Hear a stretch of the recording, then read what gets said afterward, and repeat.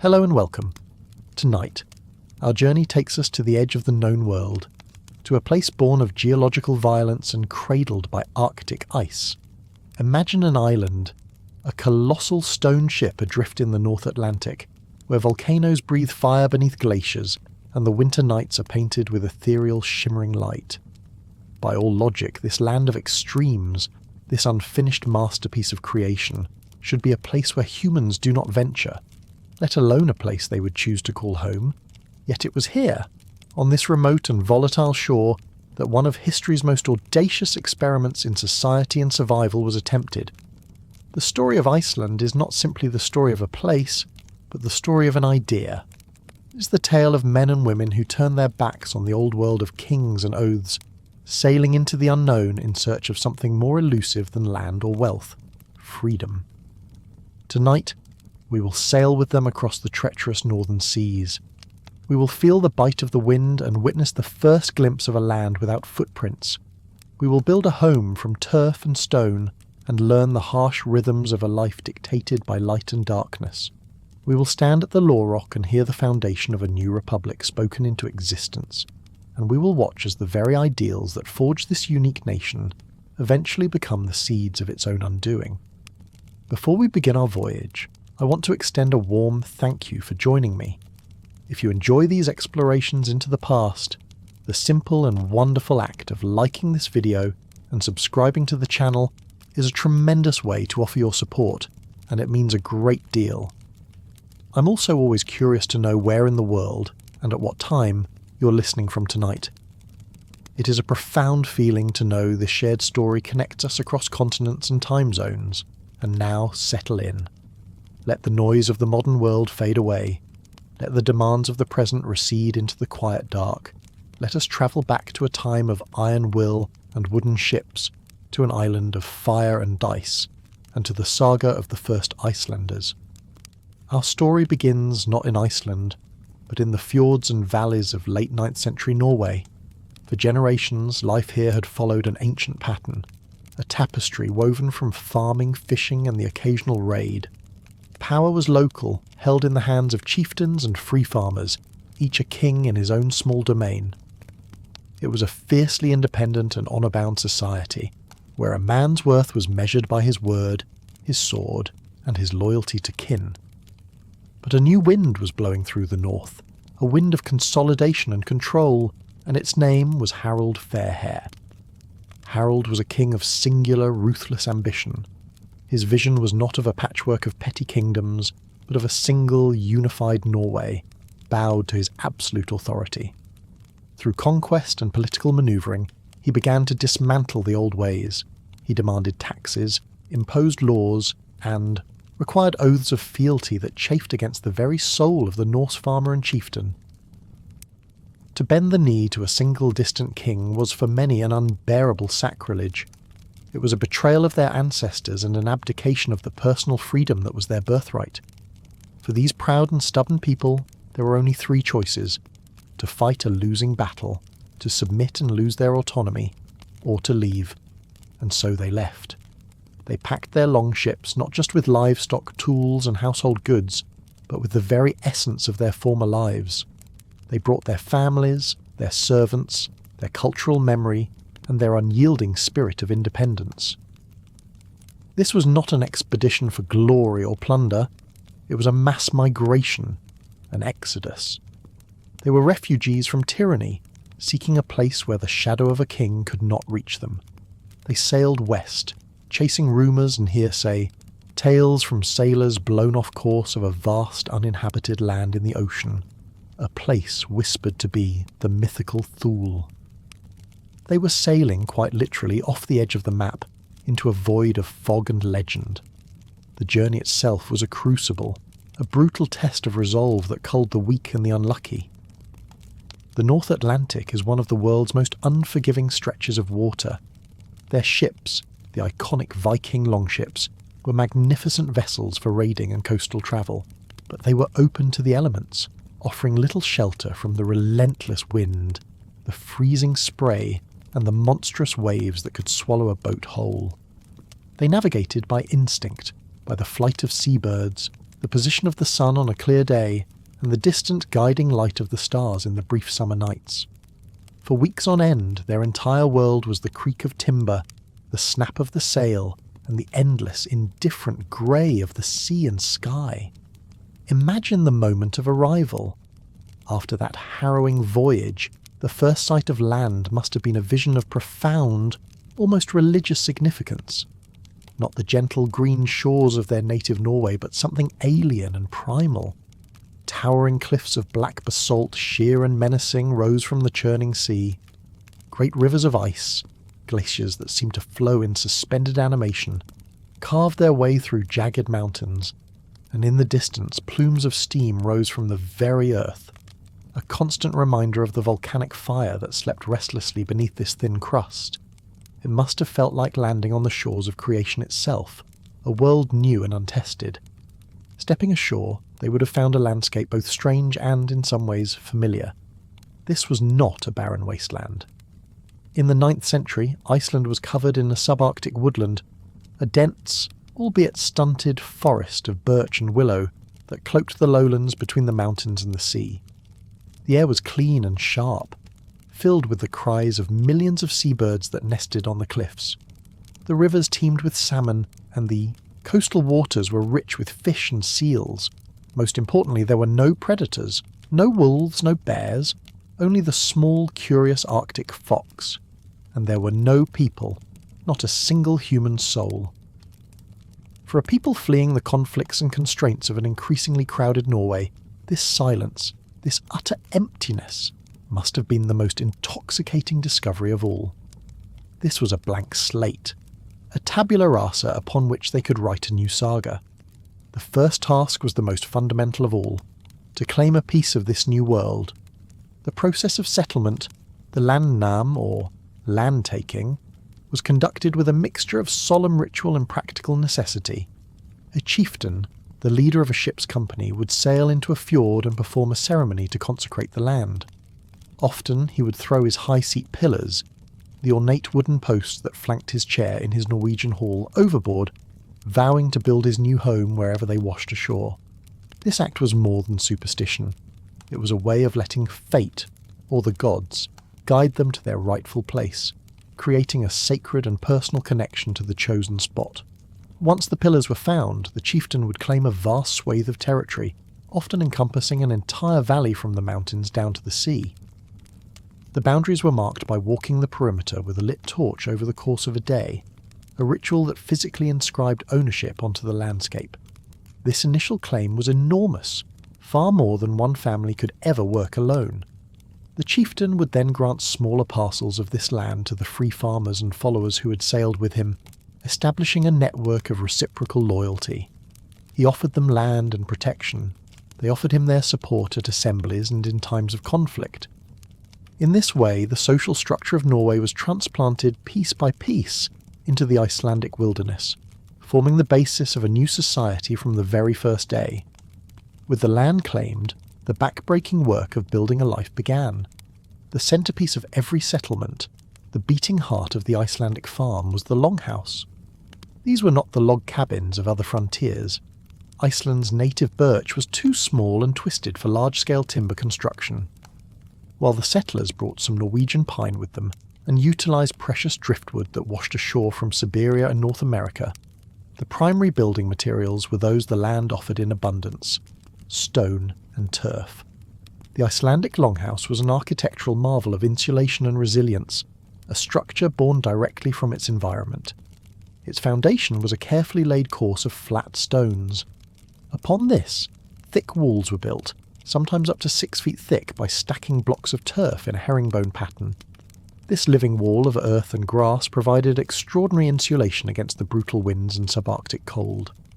A limited timber frame supported a roof, also covered in layers of turf which would grow over with grass, making the house seem to merge with the landscape itself, a man-made hillock in the wilderness. From a distance, the only sign of habitation might be the wisp of blue smoke rising from the smoke hole in the roof.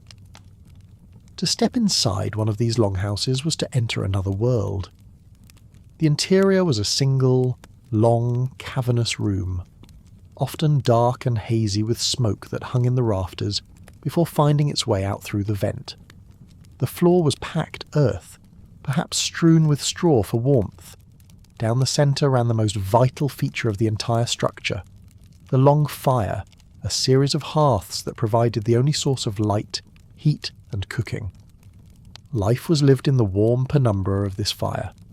Along the windowless walls were raised wooden platforms covered with furs and wool, which served as benches for sitting and working by day, and beds for sleeping by night. This single space was the container for the entirety of domestic life. The family, their servants, and any farmhands all lived, ate, and slept together in this communal hall. It was a workshop where tools were mended and wool was spun into yarn. It was a kitchen where meals of boiled mutton, dried fish, and a sour, yoghurt-like substance called skyr were prepared. It was a nursery for children and a gathering place for neighbours.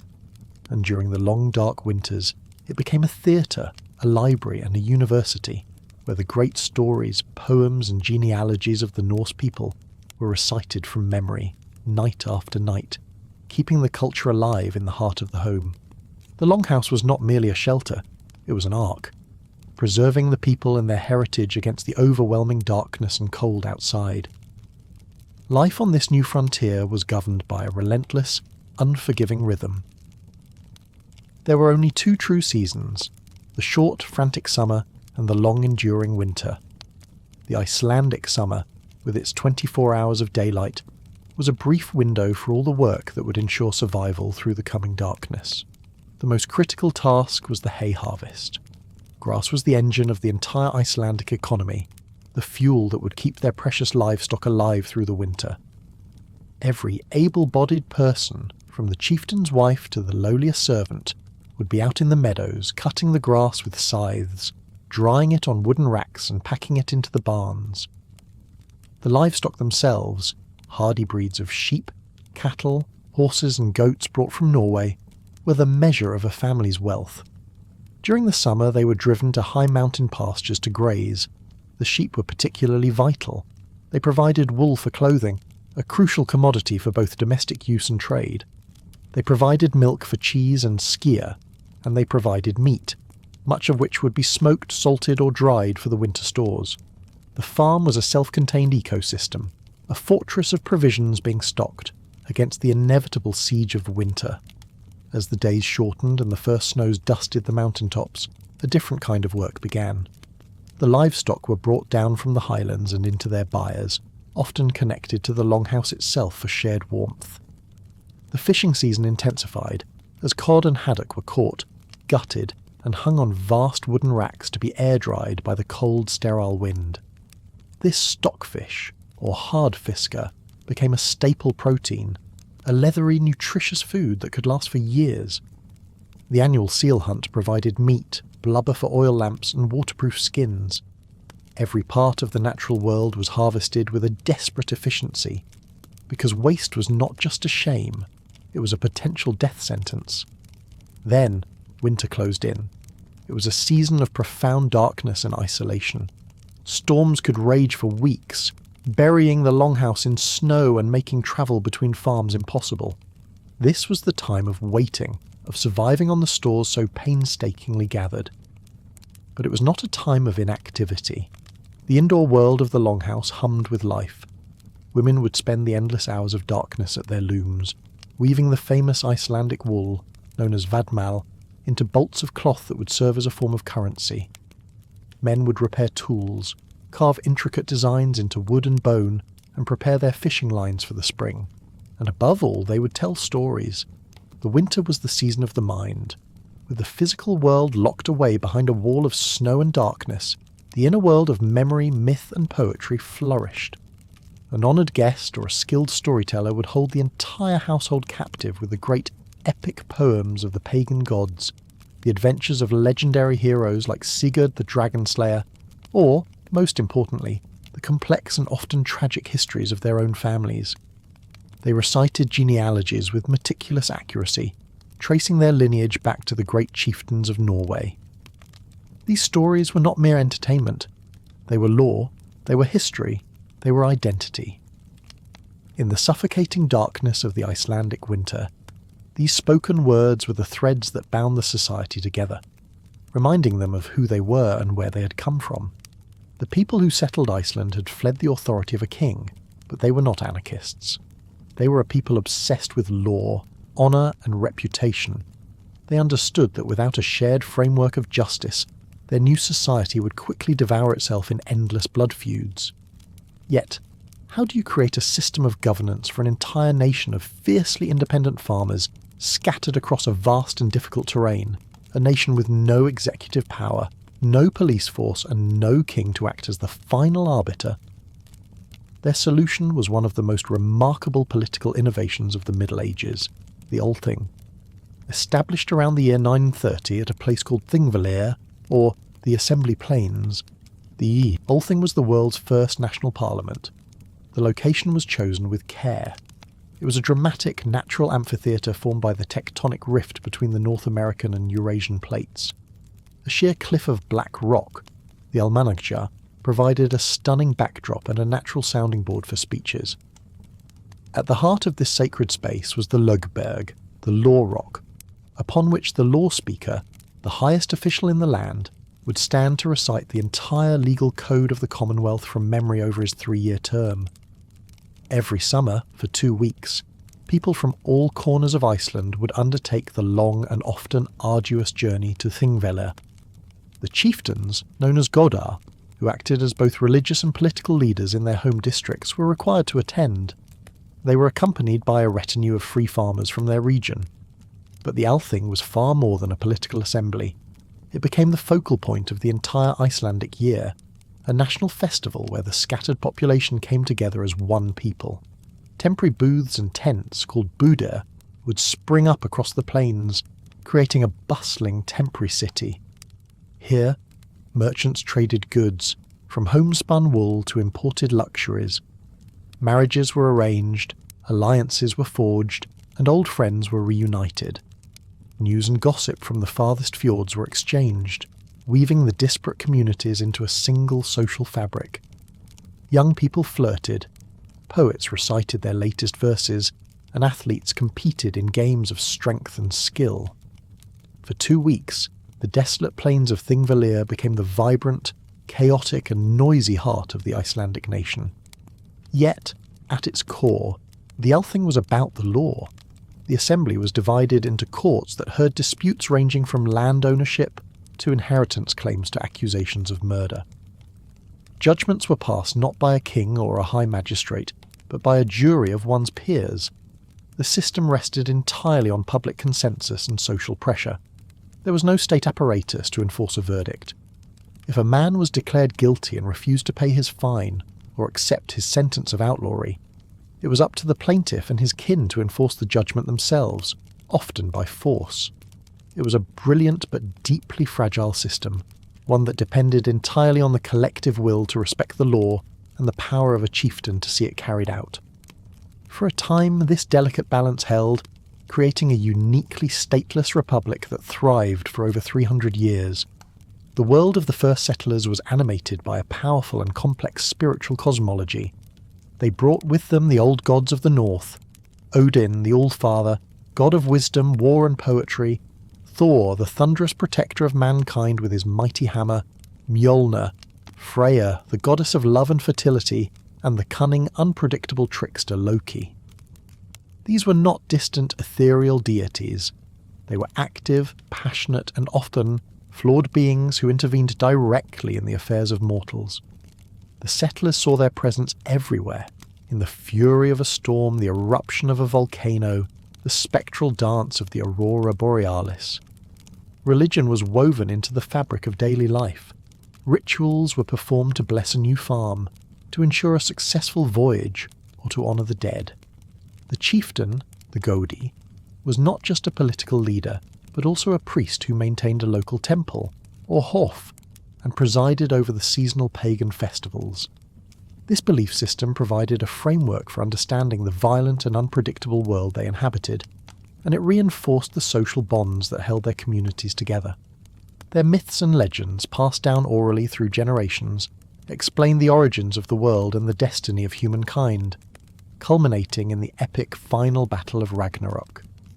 But by the end of the 10th century, a new faith was spreading across Europe, a powerful and organised religion that was fundamentally at odds with the old ways: Christianity.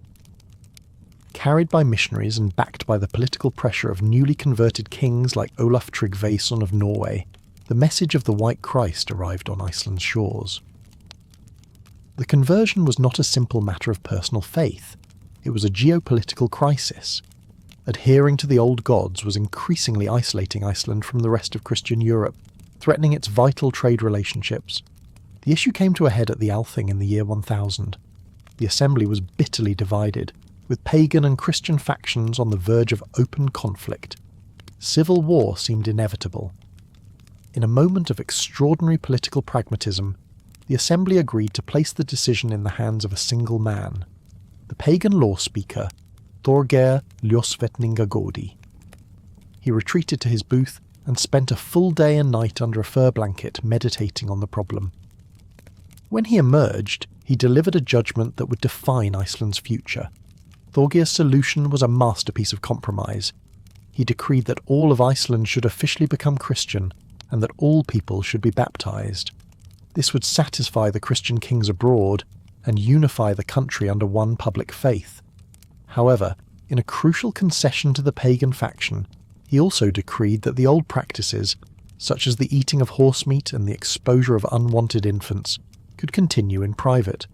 Most importantly, people could continue to worship the old gods, as long as they did so secretly. By this single remarkable decision, Iceland converted to Christianity without shedding a single drop of blood, preserving the unity of the Commonwealth. It was a testament to their deep-seated belief in law and consensus over dogmatic violence. For several generations, the Icelandic experiment was a stunning success. They had created a society that enjoyed a remarkable degree of personal freedom and a high standard of living, supported by the initial abundance of the land. This period, from the 10th to the 12th century, is often seen as the golden age of the Icelandic Commonwealth, the era that gave birth to the sagas. These prose narratives, written down in the 12th and 13th centuries but recounting the events of the settlement age, are Iceland's unique and priceless gift to world literature. The sagas are not fairy tales or myths. They are gritty, realistic and psychologically complex stories about the real men and women who founded the nation. They are family histories, legal dramas, and tales of adventure and tragedy, all told in a sparse, direct, and unsentimental style. They chronicle the great blood feuds that tore families apart, the legal battles fought at the Althing, the voyages to Greenland and even North America. They present a vivid portrait of a society obsessed with honour, reputation, and the intricate ties of kinship. In the pages of sagas like Njal's Saga or Egil's Saga, we meet characters who are heroic yet flawed, noble yet capable of great cruelty, driven by the same passions and ambitions that drive people today. This literary flourishing was made possible by the very isolation that defined Icelandic life. While the rest of Europe was writing in Latin, the language of the Church, the Icelanders wrote in their own vernacular, Old Norse. Their physical distance from the continent preserved the language and the oral traditions in a uniquely pure form. The long, dark winters provided the time for composition, and the widespread literacy among the farming elite provided both the authors and the audience. The sagas were the mirror in which this society saw itself, a way of making sense of their own history and solidifying their unique identity as a nation born from a conscious choice. But the world described in the sagas, a world of proud, independent farmers living in a pristine landscape, was already beginning to vanish even as the stories were being written down. The seeds of the Commonwealth's decline were sown at its very foundation, in the relationship between the people and the land. The settlers had arrived in a virgin ecosystem, but it was a fragile one, ill-equipped to handle the intensive agricultural practices they brought with them from Norway. The most devastating impact was on the delicate birch woodlands. The settlers needed timber for building their homes, their ships, and their furniture. They needed vast quantities of wood to make charcoal for forging iron tools and weapons, but most of all, they cleared the forest to create pasture land for their livestock. Their sheep, in particular, proved to be an ecological catastrophe. They grazed voraciously, not only on the grasses, but also on the young tree saplings, preventing the forests from regenerating. The consequences were profound and irreversible. Without the protective root systems of the trees to hold the soil together, Iceland's thin layer of volcanic topsoil became terrifyingly vulnerable. The relentless wind and rain began to strip it away, a process of erosion on a massive scale. Huge areas of what were once green pasture land turned into barren, rocky deserts. The climate also began to turn against them. The medieval warm period, which had made the settlement of Iceland possible, gave way to the Little Ice Age, bringing colder winters, shorter growing seasons, and the advance of glaciers. This environmental degradation created a vicious cycle. Less grazing land meant farmers could support fewer livestock. Poorer harvests led to famine and increased social tension. The land, which had once seemed to offer limitless opportunity, was now becoming a source of bitter conflict. The dream of the independent yeoman farmer, the bedrock of the Commonwealth, was becoming increasingly difficult to sustain as resources dwindled and the margin for survival grew thinner and thinner. The once blank slate was becoming scarred and depleted, a grim reflection of the society's own internal struggles. As the land weakened, so too did the social and political structures that rested upon it. The egalitarian ideal of the early settlement, where power was distributed among dozens of godar, began to erode. Over time, wealth and power became concentrated in the hands of a few dominant families. The original godord, the chieftaincies, which were once tied to a community and its land, became personal, tradable property. A powerful man could buy, inherit, or fight for control of multiple chieftaincies, consolidating immense influence. By the early 13th century, the entire country was effectively controlled by a handful of powerful clans, the Sturlungs, the Asbjörnings, the Haukdelia. These families behaved less like the republican chieftains of old, and more like the feudal warlords of Europe. They built fortified manors, maintained private armies, and engaged in a relentless, brutal struggle for ultimate supremacy. The law, once the sacred pillar of Icelandic society, became just another weapon in their arsenal. The Althing, the Great Assembly, devolved from a court of justice into a theatre for their power struggles, a place where they mustered their forces and intimidated their rivals. This period of internecine warfare from roughly 1220 to 1262 is known as the Age of the Sturlungs, named after the most powerful and ambitious of these clans. It was a time of almost unimaginable violence and betrayal, chronicled in horrific detail in the Sturlunga saga. Feuds that once might have been settled in court now escalated into pitched battles involving hundreds of men. Chieftains were ambushed and murdered in their beds, farms were burned to the ground, and solemn oaths were broken as casually as they were sworn. The very fabric of society, which depended on trust and respect for the law, was being systematically torn apart from within. The dream of a kingless society had soured into a nightmare of endless civil war. The very independence that the original settlers had crossed an ocean to secure had created a system with no final authority, no power capable of stopping the catastrophic ambitions of its most powerful citizens. The people of Iceland, exhausted by decades of conflict, famine, and chaos, were faced with a terrible choice: to continue the bloody, self-destructive cycle of civil war, or to submit to the one power that might be able to impose order, the King of Norway. The King of Norway, Håkon IV, had been watching the chaos in Iceland with keen interest. For years, the Norwegian crown had sought to bring the independent Commonwealth under its control, viewing it as a rogue territory that rightfully belonged to the motherland. The escalating violence of the Sturlung Age provided the perfect opportunity. Håkon played the factions against one another, sending emissaries, offering support to one chieftain and then another, subtly stoking the flames of conflict while presenting himself as the only possible peacemaker. His primary agent in Iceland was Gizur Thorvaldsson, a chieftain of the Haukdelia clan and a rival of the Sturlungs. After years of brutal fighting, which saw the death of the great historian and chieftain Snorri Sturluson at the hands of Gizur's men, it became clear that no single Icelandic clan could achieve a decisive victory. The country was bled dry. The constant warfare had disrupted farming, fishing and trade, leaving the general population weary and impoverished. The old system was broken beyond repair. Between 1262 and 1264, under immense pressure from Gissa and the Norwegian crown, the chieftains of Iceland gathered one last time as free men. District by district, they reluctantly agreed to swear fealty to King Haakon. They signed a treaty known as the Gamli Sáttmáli, or the Old Covenant. In it, they accepted the king's authority and agreed to pay him taxes. In return, the king promised to ensure peace, maintain the rule of law, and guarantee regular trade between Iceland and Norway, ensuring a steady supply of vital goods like timber and grain. It was a pragmatic decision, born of exhaustion and despair. The signing of the Old Covenant marked the end of the Icelandic Commonwealth. The audacious 300-year-long experiment in creating a stateless republic had come to a close. The descendants of the men and women who had fled the tyranny of a king had finally submitted to one. It was not a conquest in the traditional sense, with invading armies and great battles. It was a slow, weary surrender, an admission that their own cherished independence had led them to a state of anarchy that was even more unbearable than the rule of a distant monarch. The great saga of Icelandic freedom had reached its final melancholic chapter.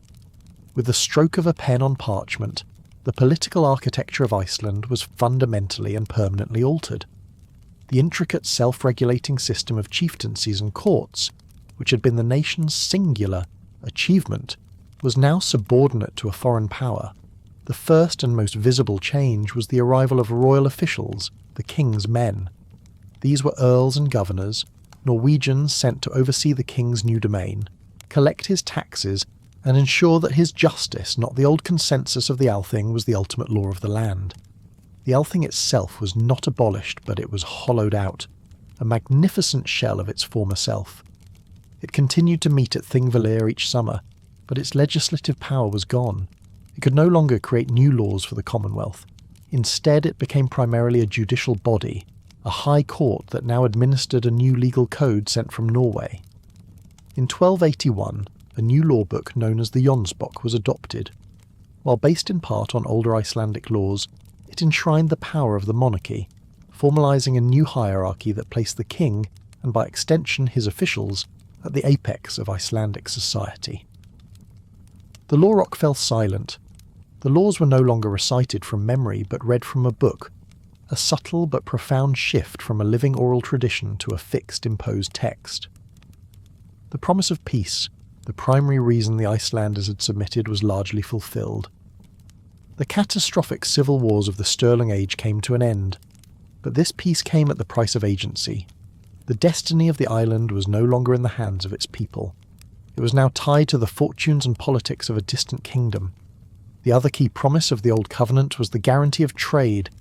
The king had pledged that at least 6 ships would sail to Iceland each year, bringing essential supplies.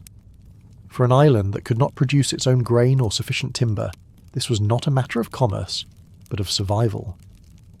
For a time, the arrangement held. Norwegian ships brought flour, timber, iron, and ale, trading them for Iceland's most valuable commodities, bolts of coarse woolen cloth, sulphur from the volcanic fields, and increasingly, the air-dried stockfish that was becoming a staple food across Catholic Europe. The Icelandic farm, however, remained the centre of life, and its rhythms were largely unchanged. People still harvested the hay with a desperate fervour, tended their sheep on the windswept hills, and spent the long winters telling the old stories. But a subtle shift had occurred. They were no longer masters in their own house, but tenants on a vast estate owned by a foreign king. The world outside Iceland was in constant flux, and the island was now caught in its currents. In the late 14th century, through a series of royal marriages and dynastic unions, the crowns of Norway and Denmark were united. This new political entity, the Kalmar Union, was from its inception dominated by its largest and wealthiest member, Denmark. Iceland, as a Norwegian dependency, was inherited by the Danish monarchy. This was a change of masters that happened 1,000 miles away, a decision made in Scandinavian courts that would have profound and lasting consequences for every farmer huddled in his turf house on the edge of the Arctic Circle. The king in Copenhagen was even more distant. his concerns even further removed from the daily struggle for survival in the North Atlantic. Nature, however, remained the most immediate and unforgiving sovereign. The 15th century began with a catastrophe that reminded the Icelanders of their profound vulnerability. In 1402, a ship carrying the Black Death finally docked in Iceland, nearly half a century after the plague had ravaged mainland Europe. The island's long isolation, which had protected it for so long, now made it uniquely susceptible. The population had no acquired immunity, no resistance to the terrifying pestilence. It tore through the scattered farmsteads with terrifying speed, spreading along the coastal communities and into the inland valleys. The sagas and annals of the time fall eerily quiet, a testament to the scale of the devastation. Entire farms were wiped out, their turf houses standing empty and silent. In some districts, the death toll was catastrophic, reaching as high as 50 or 60%. The social fabric unravelled. There were not enough living to bury the dead. The intricate web of kinship and mutual support, the very foundation of Icelandic society, was shattered. It would take more than a century for the island's population to recover to its pre-plague levels. It was a grim lesson. Their fate was dictated not only by kings in Copenhagen, but by the microscopic pathogens carried on a single trading vessel. The cooling climate of the Little Ice Age continued its relentless pressure. The drift ice from Greenland began to choke the northern fjords more frequently, sometimes lingering for entire summers, shortening the already meagre growing season and disrupting fishing. Volcanic activity, the island's geological heartbeat, was a constant threat. In 1477, a massive eruption from the volcano Katla, hidden beneath the Middalsjökull glacier, triggered a colossal flood, a Jökulhlaup, that scoured the landscape, washing entire farms out to sea. To live in Iceland was to live in a state of constant low-level anxiety, to be perpetually aware that a mountain, the sky, or the sea could turn against you at any moment. Amidst this backdrop of hardship, the connection to Denmark grew stronger and more exploitative. The German merchants of the Hanseatic League had for a time dominated Icelandic trade, but the Danish crown increasingly sought to control this lucrative commerce for itself. The island's economy had become almost entirely dependent on a single product: stockfish. This was Iceland's gold, the currency with which it bought the necessities of life.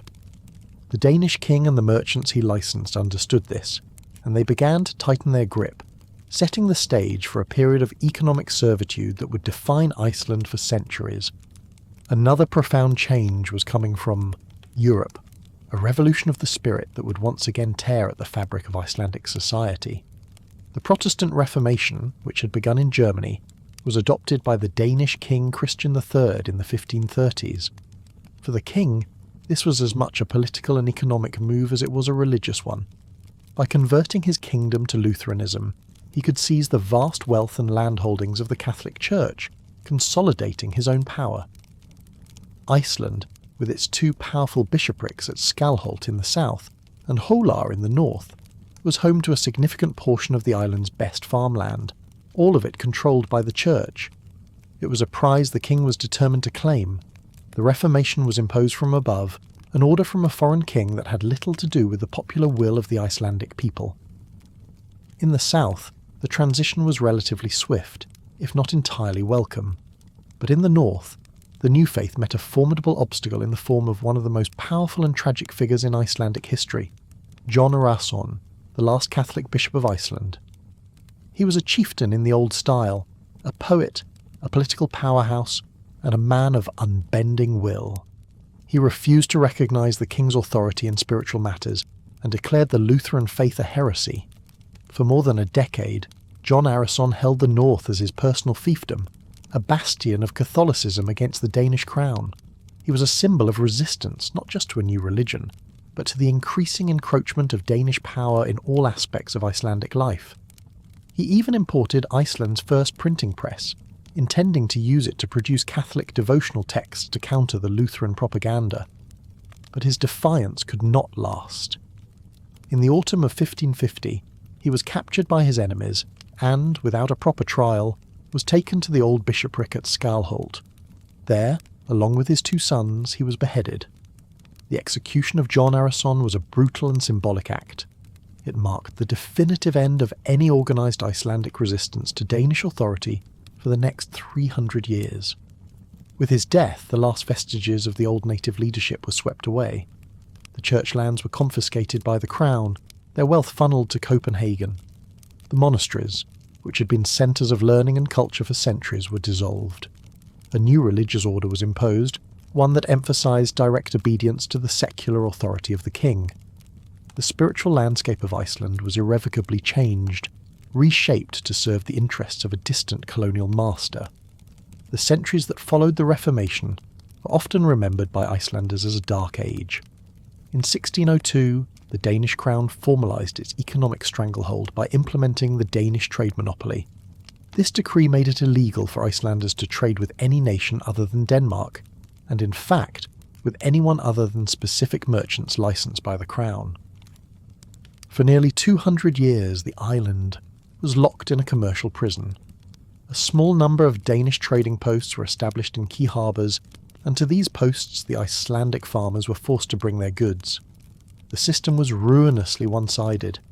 The Danish merchants, with no competition, could set the prices for both the goods they bought and the goods they sold. They paid as little as possible for Icelandic stockfish, wool and tallow, while charging exorbitant prices for the essentials the Icelanders desperately needed: rye flour, timber, iron tools and fishing line. The quality of the Danish goods was often abysmal: flour bulked out with sand, iron that rusted quickly and rotting timber. But the Icelanders had no choice. It was either accept the ruinous terms of the monopoly or starve. This economic exploitation trapped the population in a state of perpetual poverty. It crushed any incentive for innovation or surplus production, as any extra effort would only benefit the Danish merchant. It also kept the island artificially isolated, cutting it off from the intellectual and economic currents that were transforming the rest of Europe. The population stagnated, and in some decades, declined. The Icelanders became a nation of tenant farmers, living on land largely owned by the Danish crown or a handful of wealthy officials, trapped in a cycle of debt and dependency. The proud, independent spirit of the settlement age seemed like a distant myth. Life for the common person became a grim, precarious struggle. Society was rigidly stratified. At the top were the handful of Danish officials and the wealthiest Icelandic landowners. Below them were the bendur, the farmers who owned or leased land, their status constantly threatened by a bad harvest or a poor fishing season. And at the bottom of the social ladder was a growing class of landless labourers, the vinnumenn. In 1720, to ensure a steady supply of cheap labour for the farms, the authorities introduced a system known as the Vistaband. This law required any Icelander who did not own land to be bound by a one-year contract to a landowner. They were forbidden to leave the farm, forbidden to marry, and forbidden to start a family without their master's permission. It was a form of serfdom that locked the poor into a life of indentured servitude. Yet even in these darkest of times, the old culture endured. In the smoky, crowded confines of the turf farmhouses, during the long winter nights, the flame of literacy was kept alive. Though the printing of new books was rare, the old manuscripts of the sagas and the Eddic poems were painstakingly copied by hand, passed from farm to farm, and read aloud to the entire household. This shared literary heritage was a source of immense pride, and a powerful link to the golden age of their ancestors. It was a constant, quiet reminder that they were not merely the impoverished subjects of a foreign king, but the descendants of the great heroes and poets who had first settled this land. This cultural memory, preserved in the humblest of dwellings, would become the seed of a future awakening. The 18th century would bring Iceland its greatest test, a cataclysm of nature so immense that it threatened the very existence of the nation. In the summer of 1783, a vast fissure, over 25 kilometres long, ripped open in the southern highlands. This was not a single, cone-shaped volcano, but a series of craters known as the Leki fissures. For 8 terrifying months, this wound in the earth bled fire and poison. It was one of the largest lava flows in recorded history, an incandescent river of molten rock that buried over 20 farms and vast areas of pasture land. But the lava, as destructive as it was not the deadliest product of the eruption. the fissures also spewed a colossal cloud of volcanic gases, a toxic aerosol of sulfur dioxide and hydrogen fluoride that hung in the atmosphere and spread across the island. A strange bluish haze, the moda, filled the air, obscuring the sun and casting an eerie, perpetual twilight over the land. The smell of sulphur was inescapable. The grass and vegetation were poisoned by the fluorine in the ash and the acid rain. The consequences for the livestock were apocalyptic. The sheep and cattle that grazed on the poisoned grass developed a horrific condition called fluorosis. Their teeth loosened and fell out, and grotesque, bony growths appeared on their joints, crippling them. Unable to graze, they starved to death by the tens of thousands. It is estimated that over half of the island's cattle and 3/4 of its sheep and horses perished in the year that followed the eruption. The engine of the Icelandic economy had been destroyed. What followed was the darkest period in Iceland's history, the Móðuharðindin, or the Haze hardships. With the livestock gone, the people were deprived of their primary source of food, meat and dairy. Famine on a terrifying scale set in. The fishing grounds were also affected, as the toxic haze altered weather patterns and sea conditions. People were reduced to eating whatever they could find: roots, lichen, even boiled leather. Disease ran rampant through the malnourished population. In the silent, snow-covered farmhouses, people simply lay down in their beds and waited for death. By the time the famine finally subsided, nearly 10,000 people, a full quarter of Iceland's entire population, had died. The trauma was so profound that officials in Copenhagen seriously debated whether the island was still habitable. A proposal was drafted to evacuate the remaining survivors and resettle them in the heaths of Jutland. The idea was ultimately abandoned as impractical, but the fact that it was even considered shows the depth to which Iceland had sunk. The nation had been brought to the very brink of extinction, not by a king or an army, but by the very land on which it was built. The Laki eruption, however devastating, inadvertently triggered the beginning of the end for the trade monopoly. The sheer scale of the humanitarian disaster brought Iceland's plight to the attention of reform-minded officials in Copenhagen. It became brutally clear that the monopoly system was incapable of responding to such a crisis and had in fact exacerbated it by preventing any form of foreign aid. In 1786, the monopoly was officially lifted for all subjects of the Danish king, and a few years later, trade was open to all nations. It was not a magical cure for Iceland's poverty, but it was a crack in the prison wall, a first tentative step towards rejoining the wider world. As the 19th century dawned, new ideas, like the volcanic ash of Laki, began to drift over Iceland from the European continent. The intellectual currents of the Enlightenment had emphasized reason and reform, while the new wave of Romanticism celebrated national identity, language, and history. Across Europe, peoples were beginning to rediscover their unique cultural heritage and demand political autonomy.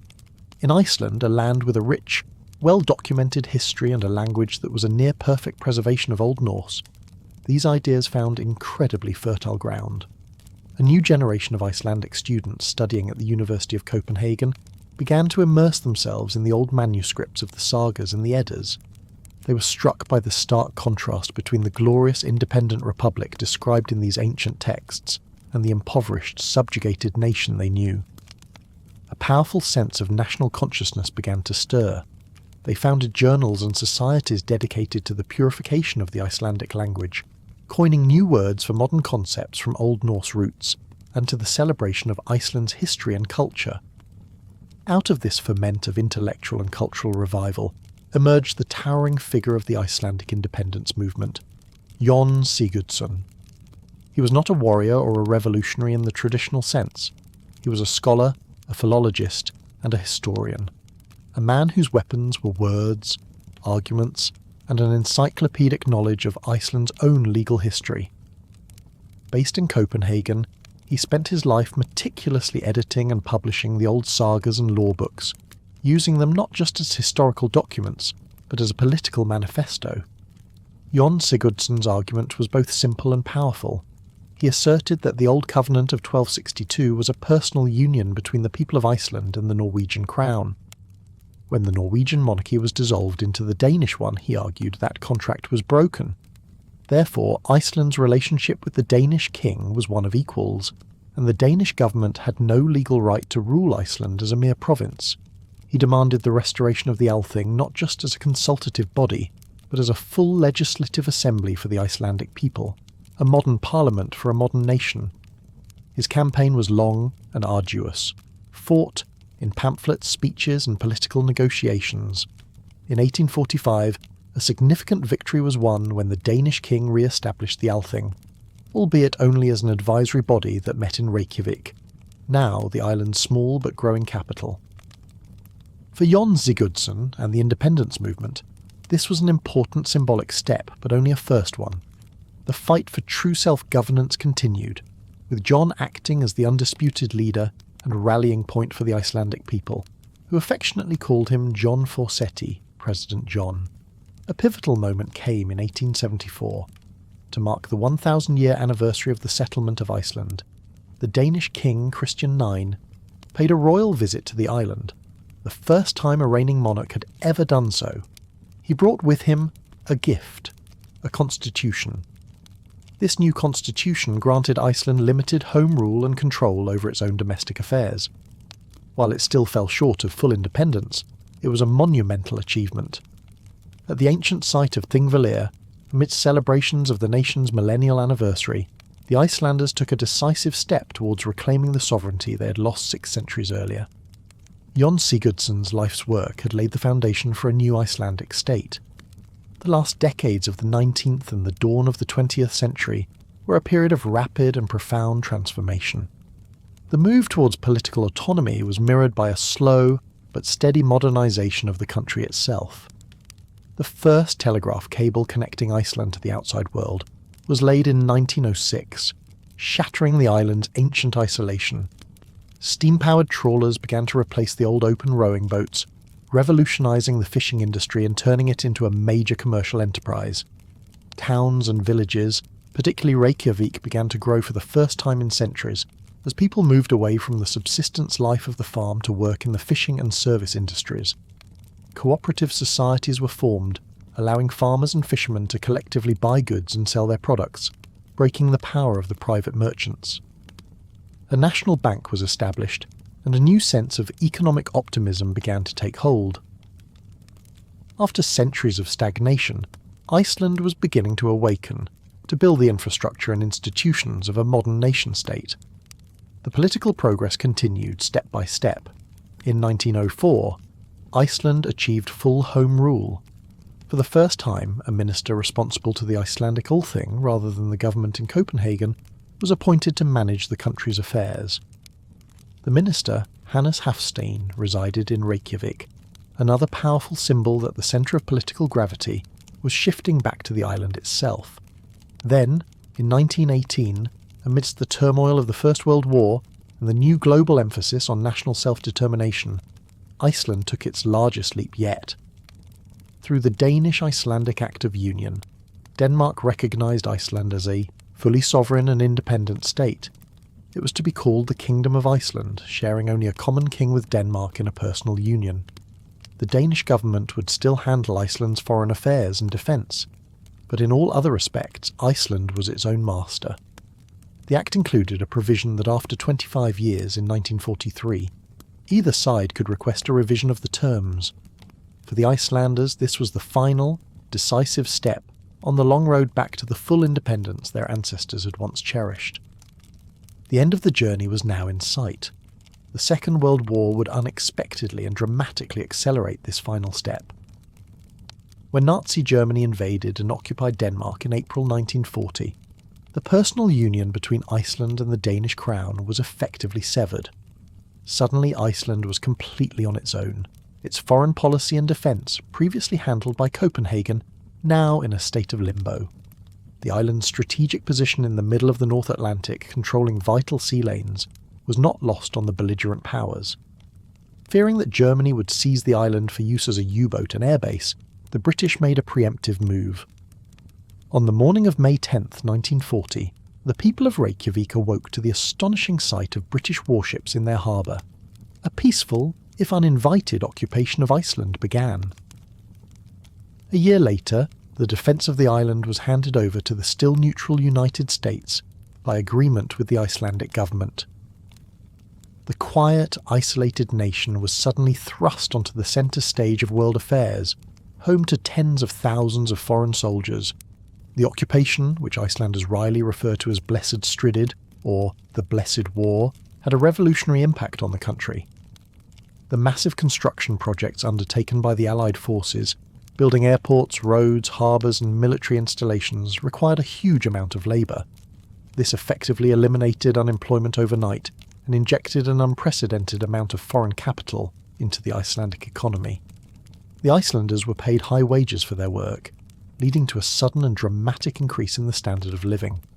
The age-old poverty that had defined Icelandic life for centuries seemed to vanish in the space of a few years. The cultural impact was just as profound. The presence of so many British and American soldiers exposed the homogeneous and isolated society to a whirlwind of new influences, from jazz music and Coca-Cola to new social customs and technologies. It was a period of immense social upheaval and rapid modernisation, a sudden, shocking and ultimately transformative end to Iceland's long isolation. The war pulled Iceland, willing or not, into the 20th century. As the war raged in Europe, and with Denmark still under German occupation, the clause in the 1918 Act of Union allowing for its revision came due. The Icelandic government, now fully in control of its own destiny, saw its opportunity. They argued that since the Danish king was unable to perform his constitutional duties towards Iceland, the union was void. A popular referendum was held in May 1944. The results were overwhelming. Over 98% of the population voted to abolish the union with Denmark, and over 95% voted in favour of establishing a new republican constitution. The final symbolic act was set for June 17, 1944. The date was chosen deliberately. It was the birthday of Jon Sigurdsson, the 19th century father of the independence movement. The location was also chosen with an equally profound sense of history. Thingvellir, the sacred ground where the old Commonwealth had been founded over 1,000 years before, and where it had been surrendered 682 years earlier. On that day, in the shadow of the Law Rock, the Icelandic Althing declared the establishment of the Republic of Iceland. History had come full circle. The descendants of the Norse chieftains who had fled a king to found a republic had, after centuries of foreign rule, once again proclaimed themselves a free and sovereign republic in the very same place. The long winter of subjugation was over. A new saga, the saga of a modern independent Iceland, was about to begin. It was a moment of profound national pride and emotion, the culmination of a struggle that had been waged not with swords and armies, but with memory, language, and an unyielding belief in the ideals of their ancestors. The new republic faced immediate challenges. It was a small nation, with a population of just over 120,000, navigating the treacherous new world of post-war geopolitics. The most pressing issue was the continued presence of the American military. The United States, now locked in the nascent Cold War with the Soviet Union, saw Iceland's strategic value and was keen to maintain its base at Keflavik Airport. This was a deeply divisive issue in Icelandic politics. Many felt that membership in a military alliance like NATO, which Iceland joined in 1949, and the hosting of a foreign army was a betrayal of the very sovereignty they had just regained. For decades, the base issue would be the central and most contentious topic in Icelandic society. It sparked protests, political crises, and a deep-seated national debate about Iceland's place in the world. On one side were the pragmatists who saw the American presence as a necessary evil, an economic boon, and a security guarantee in a dangerous world. On the other were the idealists who argued for a policy of neutrality, believing that a nation of Iceland's size should be a force for peace, not a pawn in a superpower conflict. This tension between pragmatism and idealism, between international engagement and a desire for splendid isolation, would become a defining feature of the new republic. The other major arena of conflict in the post-war era was, fittingly for Iceland, the sea. The Icelandic economy was and remains overwhelmingly dependent on fishing. It is the lifeblood of the nation. As international fishing fleets, particularly from Britain, began using increasingly sophisticated technology to harvest the rich fishing grounds around Iceland, the Icelanders grew concerned that their most vital natural resource was being depleted. In response, they took a series of bold and unilateral actions that would lead to a bizarre and protracted conflict known as the Cod Wars. Starting in 1958 and again in the 1970s, Iceland successively extended its exclusive fisheries jurisdiction, first to 12 nautical miles from its coast, then to 50, and finally to 200. These moves were in defiance of international norms at the time, and were fiercely contested by the United Kingdom, which had fished in these waters for centuries. What followed was a series of strange, low-stakes naval confrontations. The tiny Icelandic Coast Guard, equipped with a few small patrol vessels, was pitted against the mighty British Royal Navy. There was no actual combat in the traditional sense. Instead, the Icelandic crews became masters of a unique form of maritime guerrilla warfare. Their primary weapon was the net cutter, a claw-like device they would tow behind their ships to sever the trawl wires of the British fishing boats, destroying their expensive gear. The British frigates, in turn, would try to ram the Icelandic vessels to protect their trawlers. It was a tense and dangerous game of cat and mouse played out on the stormy waters of the North Atlantic, a conflict fought with bumpers and grappling hooks rather than cannons and torpedoes. Ultimately, Iceland won, through a combination of stubborn resolve, clever diplomacy, and the strategic threat of closing the NATO base at Keflavik. They forced the British to accept the 200-mile limit. These Cod Wars were immensely significant for the young republic. They were a powerful assertion of national sovereignty over its own resources, and a demonstration that a small, unarmed nation could, through sheer determination, stand up to a much larger power and win. It was a modern-day saga that bolstered the nation's confidence and sense of place in the world. Domestically, the latter half of the 20th century saw a continued rise in the standard of living, transforming Iceland from one of Europe's poorest countries into one of its most affluent. This prosperity was built on the foundation of the fishing industry, but it was also fueled by Iceland's other great natural resource, geothermal and hydroelectric power. By harnessing the immense energy of its volcanoes and glacial rivers, Iceland was able to provide its citizens with cheap, clean energy, heating their homes and powering a new industrial sector, primarily aluminum smelting. Society became increasingly liberal and progressive. In 1980, Icelanders elected Vigdis Finnbogadóttir as their president, making her the world's first democratically elected female head of state. Her presidency, which lasted for 16 years, was a source of immense national pride and a powerful symbol of Iceland's commitment to gender equality. The arts flourished, with Icelandic musicians, writers and artists gaining international recognition, their work often inspired by the unique dramatic landscape and the rich literary heritage of the sagas. The nation had not only regained its political independence, but had also found a confident and distinct cultural voice on the world stage. But the new millennium would bring a new and dramatic trial, a crisis born not of volcanoes or foreign kings, but of the complex and volatile world of international finance. In the early 2000s, Iceland's banking sector was deregulated and privatised. Fueled by access to cheap foreign credit, the country's three main banks expanded at a dizzying, reckless pace. They grew to a size that dwarfed the nation's actual economy, their assets eventually becoming more than 10 times the country's annual GDP.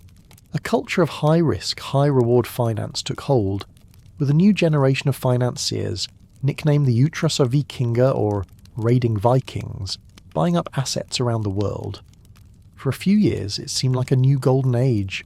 An incredible wave of wealth washed over the country. Easy credit fueled a consumer boom, and Reykjavik was filled with construction cranes and luxury cars. It felt, for a moment, as if the small island nation had finally beaten the system, transforming itself into a major international financial hub through sheer audacity and cleverness. But the entire structure was a house of cards, built on a mountain of debt. When the global financial crisis hit in the autumn of 2008, the house of cards collapsed with breathtaking speed. Foreign credit markets froze, and the Icelandic banks, unable to refinance their enormous short-term debts, imploded. In the space of a single week, all three of the country's major banks failed. The Icelandic stock market was all but wiped out. The national currency, the krona, lost half its value.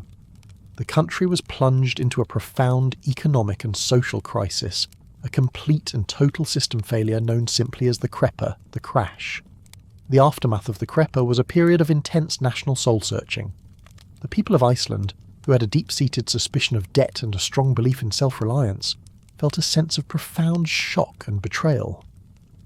There was widespread public anger directed at the bankers, politicians and regulators who were seen as responsible for the collapse. This anger spilled out onto the streets in what became known as the kitchenware revolution, as thousands of citizens gathered in front of the Parliament building in Reykjavik, banging pots and pans in a noisy, sustained protest, demanding the government's resignation. In a remarkable display of direct democracy, the Icelandic people twice voted in national referendums to reject a government plan to bail out foreign creditors, particularly in Britain and the Netherlands. The argument was that the Icelandic public should not be forced to shoulder the burden of the private banks' reckless gambling. Instead, the government let the banks fail, imposed strict capital controls to stabilise the currency, and focused on protecting its own citizens. It was a path that defied international financial orthodoxy, but one that resonated with the Icelandic spirit of stubborn independence. The recovery was slow and painful, but it was also surprisingly swift.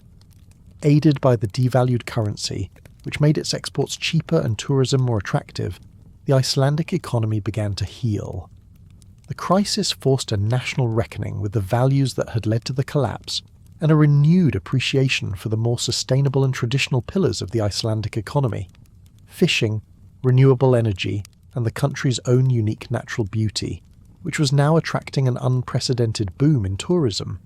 The Kreppa was a traumatic chapter, but like the famines and volcanic eruptions of the past, it was a crisis that the nation, through resilience and a strong sense of social cohesion, ultimately survived.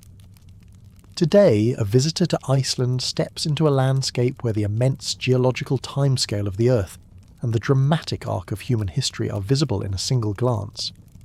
To drive the ring road that encircles the island is to take a journey through the very forces that have shaped this nation's story. You see the vast, empty highlands, the volcanic deserts of black sand that speak of the fragility of the soil, and the hard lessons of environmental collapse learned by the first settlers. You see the sheer cliffs and the crashing waves of the North Atlantic, and you can almost feel the terror and the hope of the first longships making landfall. In the south, you pass beneath the dormant but ever-present volcanoes of Eyjafjallajökull and Katla, their peaks shrouded in glaciers, a constant reminder of the raw, untamable power that sleeps just beneath the surface, the same power that triggered the Laki disaster and continues to shape the very geography of the island. You see geothermal power plants, their plumes of steam rising into the Arctic air, a testament to the ingenuity of a people who learned to turn their greatest geological threat into their most valuable source of energy, heating their homes and swimming pools with the very fire of the earth.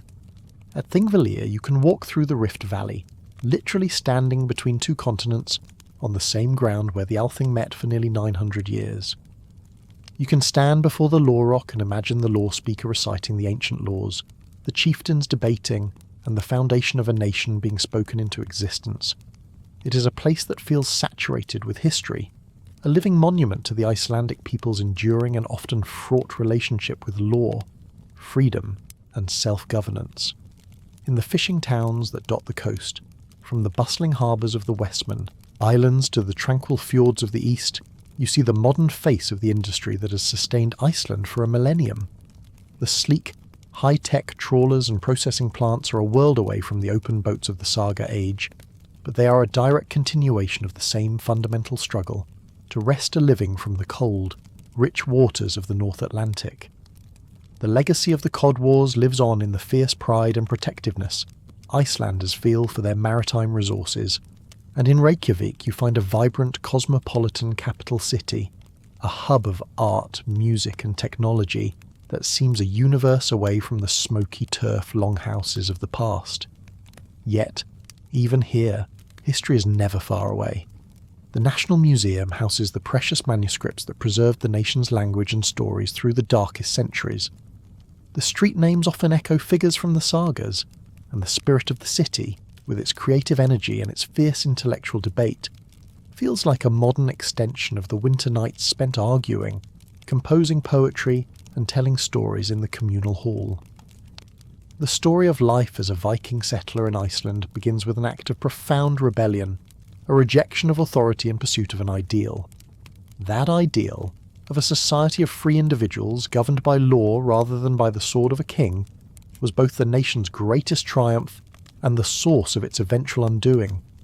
The subsequent centuries of hardship under foreign rule and at the mercy of a harsh environment tested the resilience of that founding spirit to its absolute limit. Yet, it was never entirely extinguished. It survived in the whispered stories of the Longhouse, in the meticulously copied words of the sagas, and in the stubborn refusal to be assimilated.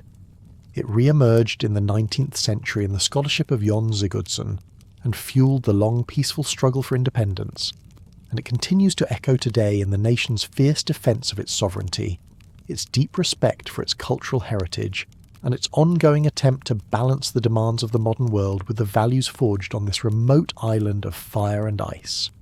The saga of the Icelanders is not over. It is still being written.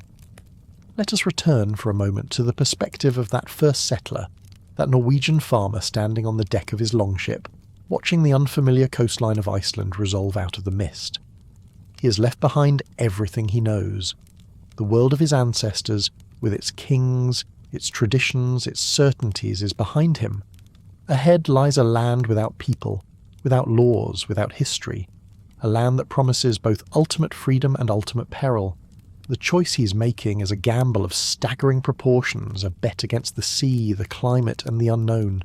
His immediate concerns are overwhelmingly practical. Where is there a good harbour? Where is there a river teeming with salmon? Where is there a broad, green valley with enough pasture land to sustain his precious livestock through the coming winter? He is a farmer before he is a philosopher, and his first task is to read the landscape, to find a place that can be made into a home. The very act of building that first longhouse, of cutting the turf and laying the stones, is an act of claiming, an assertion of human presence in a world that was, until that moment, utterly wild. Inside that longhouse, the first years are a constant process of adaptation. The settlers must learn the unique character of this new land. They discover which plants are edible and which are poisonous. They learn the migration patterns of the birds and the seals. They learn to predict the sudden, violent shifts in the weather. They discover the strange, steaming hot springs and the fields of bubbling mud, seeing them perhaps as a gateway to the subterranean world of dwarves and giants from their mythology. Every day is a lesson in survival, a negotiation with an environment far more extreme than the one they left behind. The social world they create is also built from scratch, though they use the templates of their memory. In Norway, one's place in society was largely fixed. In Iceland, it is more fluid. A man's reputation is not just inherited, it must be constantly earned and defended. A slight or an insult, which might have been resolved by a local chieftain in the old country, can here easily escalate into a deadly feud, because there is no higher authority to appeal to.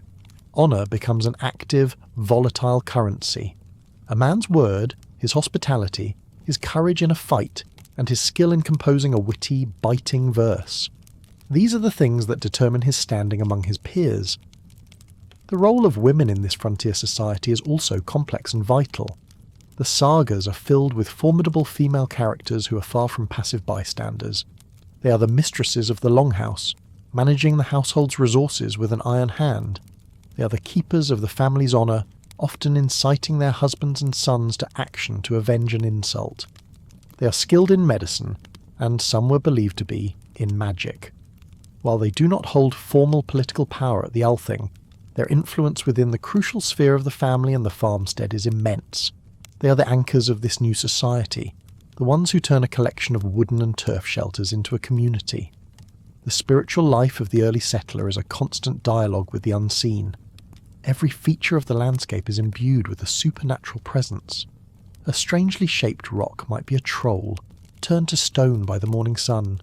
A waterfall is home to a powerful spirit.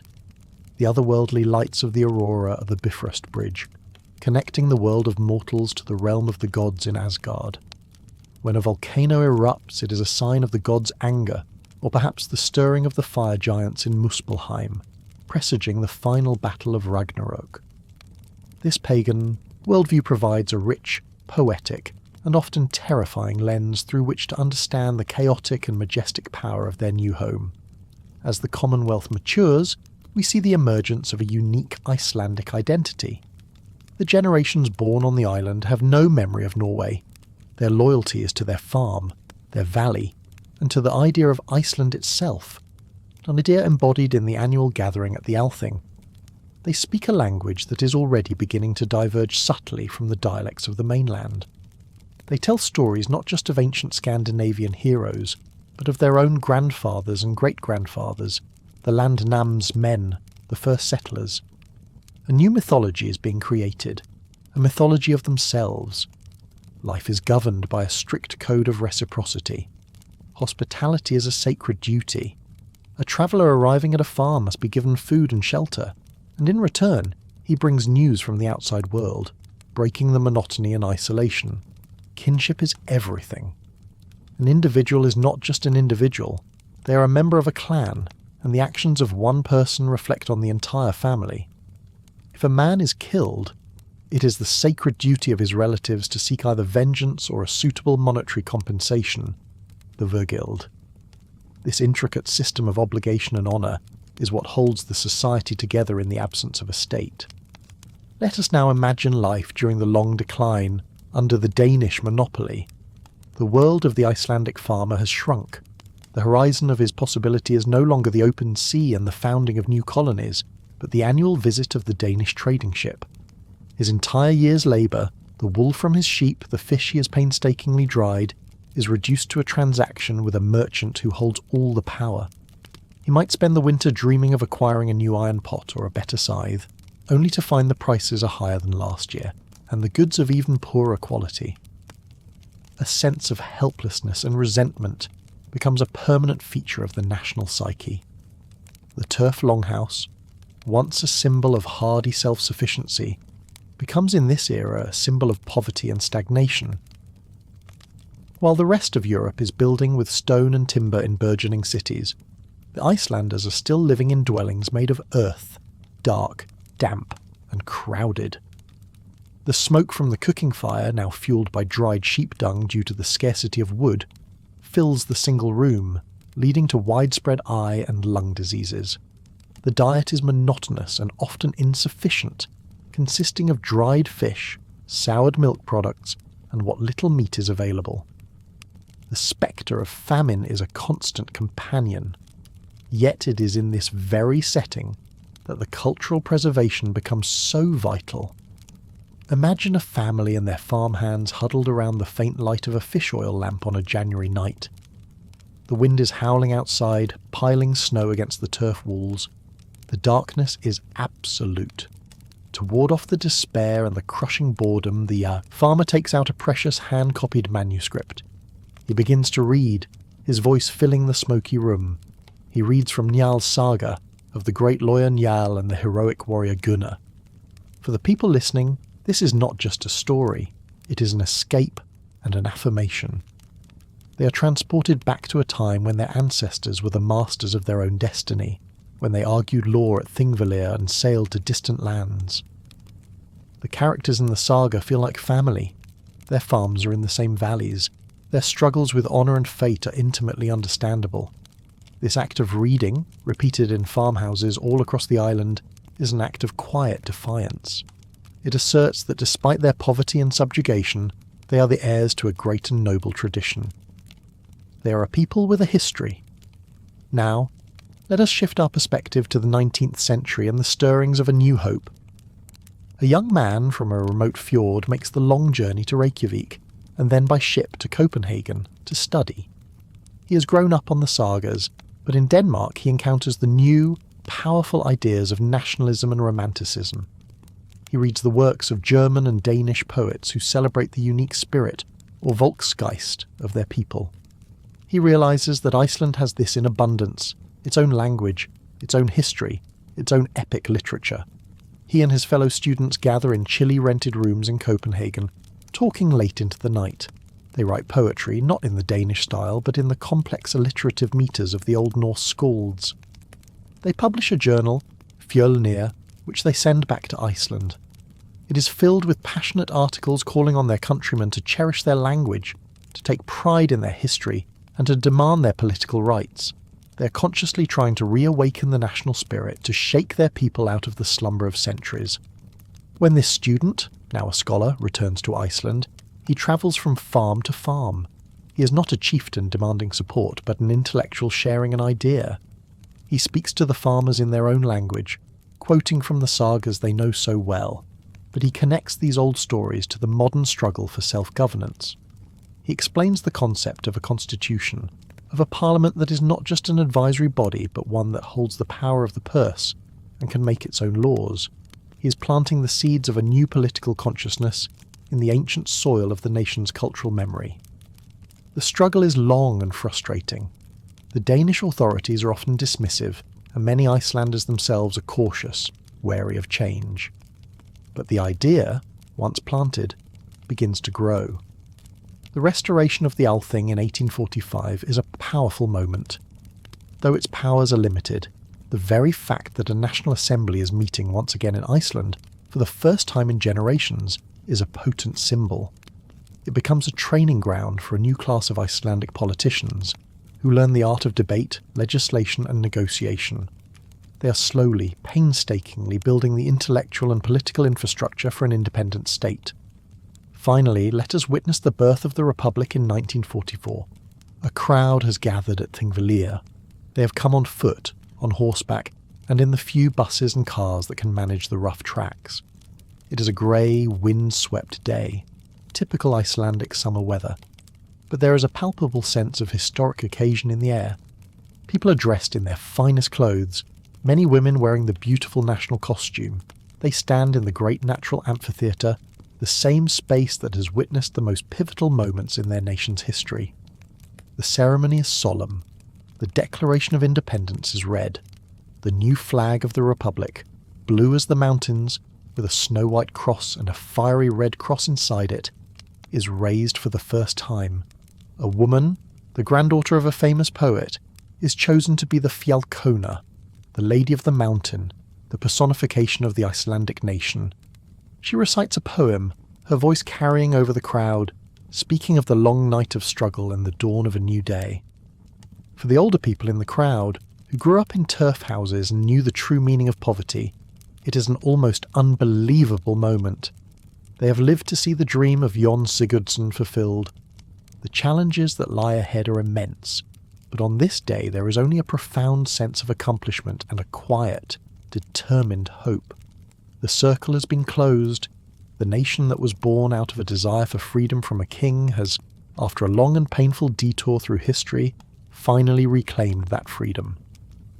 The story of the Viking settler, which began with a perilous journey into the unknown, has led to this moment, the foundation of a modern, independent republic, secure in its own unique identity, ready to write the next chapter of its saga. The post-republic era forces Iceland to confront a paradox that has always been latent in its identity, the tension between its fierce independence and its unavoidable interconnectedness with the wider world. The NATO base at Keflavik is the physical embodiment of this paradox. On one hand, it represents a compromise of Icelandic sovereignty, a patch of Icelandic soil occupied by a foreign army. For many, it is a constant, grating reminder of the nation's smallness in a world of giants, a surrender of the very neutrality that should be the birthright of a peaceful, unarmed nation. On the other hand, the base is a conduit. It is a source of immense economic activity, providing well-paying jobs and injecting foreign currency into the local economy.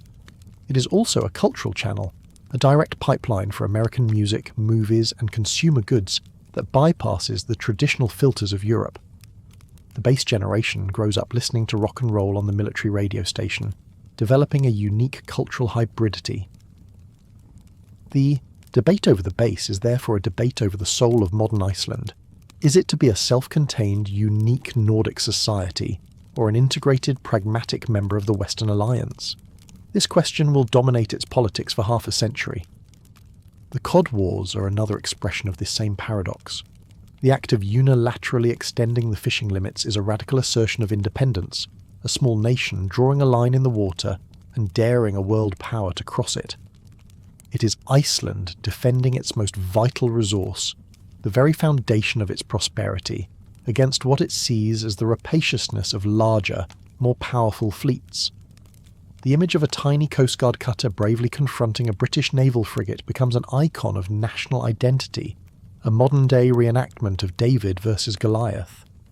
But the conflict is also a desperate negotiation for a better place within the international system. It forces the world to recognise Iceland's unique dependence on its fisheries and helps establish the international legal precedent for the 200 nautical mile exclusive economic zone, a concept that is now a cornerstone of maritime law worldwide. In fighting for its own survival, Iceland inadvertently champions the cause of coastal states everywhere. It is an act of defiance that ultimately reshapes the rules of international engagement, proving that a small nation, armed with a just cause and an unshakable will, can indeed change the world. The prosperity that follows these struggles brings its own set of challenges. As Iceland transitions from a society of subsistence farmers to an affluent, urbanised nation, there is a constant fear of losing something essential along the way. The old ties of kinship and community, so strong in the isolated rural farmsteads, begin to weaken in the anonymity of the growing city of Reykjavik. The Icelandic language, so carefully preserved for 1,000 years, faces a new threat from the overwhelming dominance of English in global media and technology. A powerful preservationist impulse runs through modern Icelandic culture as a result. The government funds institutions dedicated to the study and promotion of the Icelandic language. The ancient manuscripts are treated as national treasures. There is a deep and abiding connection to the land itself, a form of environmental romanticism that sees the pristine highlands, the glaciers, and the volcanic deserts as the physical manifestation of the nation's soul. This creates a new conflict: how to balance the economic benefits of development, such as building dams for aluminum smelters or accommodating mass tourism, with the desire to protect the wild, untouched nature that is so central to the Icelandic identity. The financial boom and bust of the 2000s is perhaps the most dramatic chapter in this ongoing negotiation between tradition and modernity. For a brief period, it seemed as if Iceland could shed its old identity entirely. It would no longer be a nation of fishermen and farmers, but a nation of international financiers. The new raiding Vikings were celebrated as heroes who had finally beaten the world at its own game, using capital and ambition instead of longships and axes. The traditional Icelandic values of caution, modesty, and community solidarity were temporarily eclipsed by a new ethos of individualism, risk-taking, and conspicuous consumption. The subsequent crash is therefore not just an economic crisis, but a profound moral and cultural one. It is seen as a punishment for the nation's hubris, a painful reminder of what happens when you forget who you are. The kitchenware revolution is not just a protest against a failed government. It is a popular uprising in defence of the nation's traditional values. The banging of pots and pans is a collective roar of anger against the perceived betrayal of the social contract by a small, reckless elite. The decision to let the banks fail and to prioritise the welfare of ordinary citizens over the demands of international creditors is a deeply Icelandic response. It is rooted in the same stubborn, defiant spirit that led the first settlers to leave Norway, the same spirit that sustained the nation through centuries of hardship, and the same spirit that won the Cod Wars. It is a reassertion of the primacy of the community over the abstract logic of global finance. The Kreppa, in a painful and roundabout way, forces Iceland to look inward and rediscover the social solidarity and resilience that have always been its greatest strengths. And now, tourism presents the latest iteration of this recurring challenge. The sheer, breathtaking beauty of the Icelandic landscape, once the source of its isolation and hardship, has become its most valuable new commodity.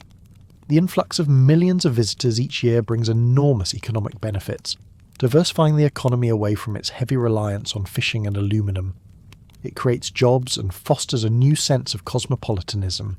It allows Icelanders to share their unique culture and history with a curious and appreciative world. But it also brings immense pressure. The fragile subarctic ecosystem is threatened by the sheer number of visitors.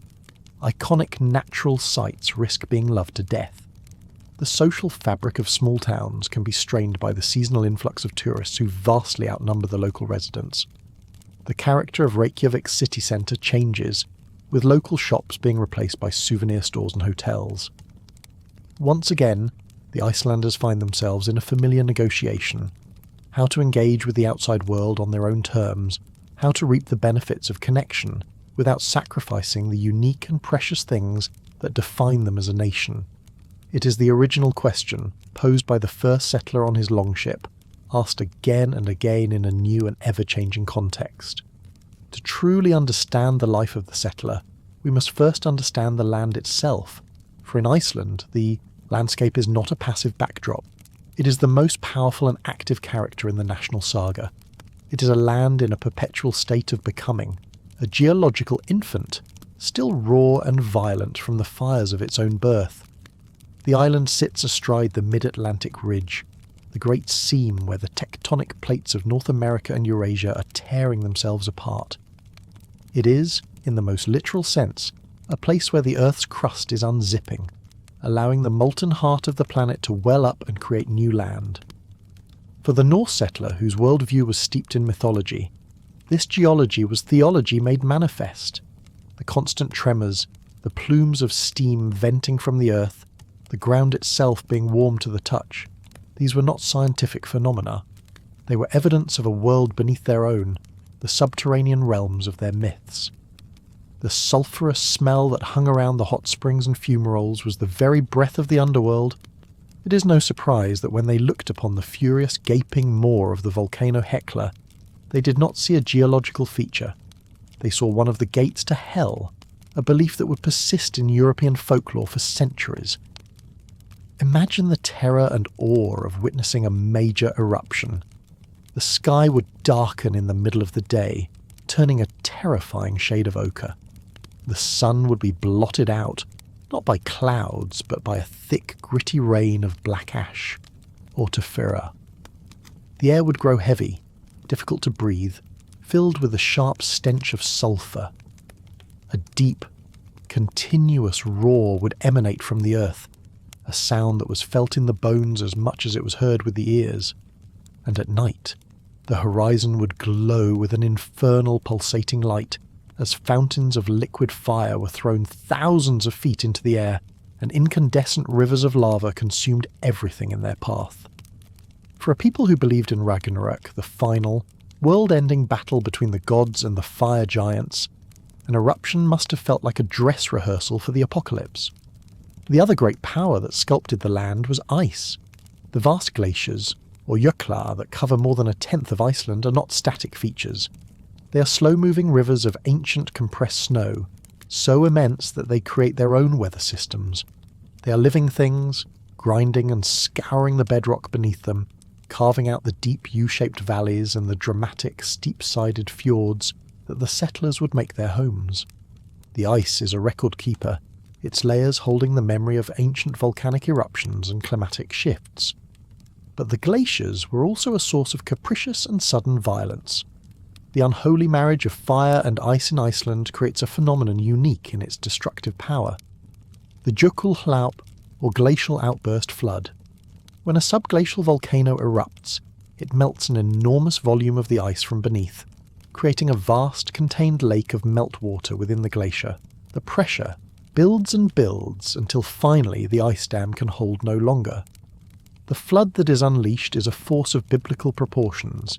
It is not a river of water, but a roaring, churning slurry of water, icebergs the size of houses, and immense quantities of rock, sand and gravel. It is a liquid avalanche that can sweep away entire landscapes in a matter of hours, a force so powerful it can move boulders weighing hundreds of tons and alter the very coastline of the island.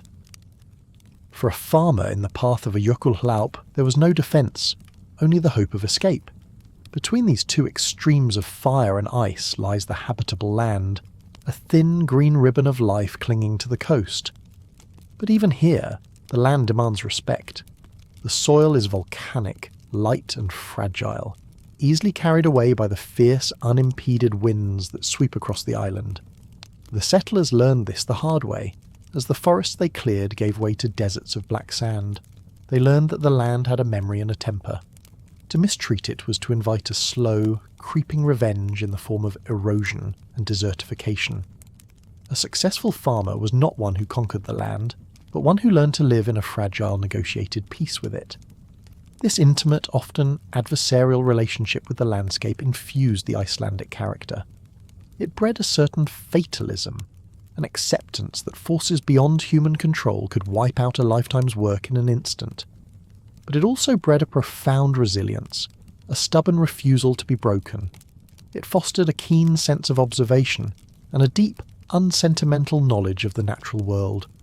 And it created a powerful sense of place. The landscape was not just scenery, it was a character in every family's story. A particular mountain, a waterfall, a strange rock formation.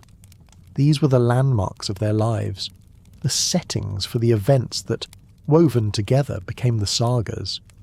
Into this dramatic and demanding landscape, the settlers brought a partner as hardy and resilient as they were, the Icelandic horse.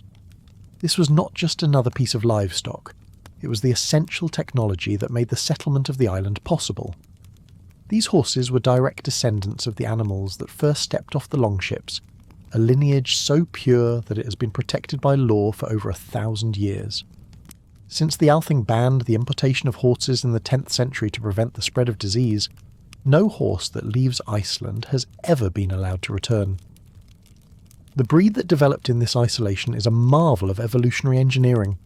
It is small, rarely taller than 14 hands, but immensely strong and sure-footed, with a dense, shaggy coat that allows it to withstand the harshest winter storms. The settlers would have used them for everything. They were the tractors of the settlement age, used to haul hay from the fields and timber from the dwindling woodlands. They were the primary mode of transportation, the only way to traverse the rugged, roadless interior of the country. A journey to the Althing from the eastern fjords could take weeks on horseback, crossing glacial rivers and volcanic deserts. But what truly sets the Icelandic horse apart is its unique gaits. In addition to the standard walk, trot and canter, they possess two others. One is the skide, or flying pace, a fast lateral gait used for racing. But the most important and celebrated is the tölt. This is a 4-beat ambling gait, incredibly smooth and comfortable for the rider, while also being fast and sure-footed over uneven terrain. For a people who spent a significant portion of their lives in the saddle, the tölt was not a luxury. It was a gift, a way of moving through their difficult world with a measure of grace and speed. In the sagas, a man's horse is often an extension of his own personality and status. A great chieftain would have a prize stallion, often with a name and a celebrated lineage of its own. These horses were companions in battle, sources of immense pride, and sometimes even the cause of a deadly feud. To steal a man's horse was a profound insult, and the sagas are filled with stories of the bloody vengeance that followed such a theft. The horse was so central to the pagan worldview that it was a sacred animal, often sacrificed to the gods in important rituals. The connection was so deep that a warrior's favourite horse was sometimes slain and buried with him, to accompany him on his final journey to the halls of Valhalla. Even after the conversion to Christianity, the horse retained its central place in the culture. It remained the only way to travel long distances until the advent of the automobile in the 20th century. It was a lifeline that connected the scattered, isolated farmsteads, allowing for the exchange of news, the arrangement of marriages, and the maintenance of the social bonds that held the nation together. The horse was the thread that wove the tapestry of Icelandic society. To this day, the Icelanders feel a deep affection and respect for this animal, a living link to the saga age and a symbol of the endurance and unique spirit of their nation. The society that these horses served was one defined by an intense and often contradictory relationship with the law. The legal system of the Commonwealth was its most celebrated creation. a complex edifice of rules and procedures designed to resolve disputes without a central authority. But when the law failed, or when a man's honour felt more pressing than a court's verdict, the society often reverted to an older, more primal form of justice, the blood feud. The sagas are, in essence, a chronicle of this constant tension between the ideal of the law and the reality of the feud. Let us trace the path of a typical dispute as it might be described in a saga. It often begins with something small, a dispute over a piece of pasture land, an accusation of livestock theft, or a sharp, insulting verse composed by one man about another. In a society so concerned with reputation, such an insult could not be ignored. The first step was to seek a settlement. The wronged party, accompanied by his kinsmen and supporters, would go to the offender's farm and demand compensation, either in the form of silver or goods. If the offender was reasonable, an agreement might be struck and the matter would end there, with honour satisfied. But often, pride and stubbornness would get in the way. If no settlement could be reached, the matter would be taken to the Althing. This was a complex and highly ritualised process. The plaintiff had to summon the defendant to the assembly in front of witnesses, using a precise legal formula. Any mistake in this formula could render the entire case void. At the Althing, the case would be brought before the appropriate court, a panel of judges nominated by the Godar. There were no lawyers in the modern sense. Each man pleaded his own case, or had a more eloquent kinsman speak for him. The proceedings were a display of legal knowledge, rhetorical skill, and social influence. The goal was to sway the judges, but also to demonstrate to the assembled crowd that you had the law and the weight of community opinion on your side.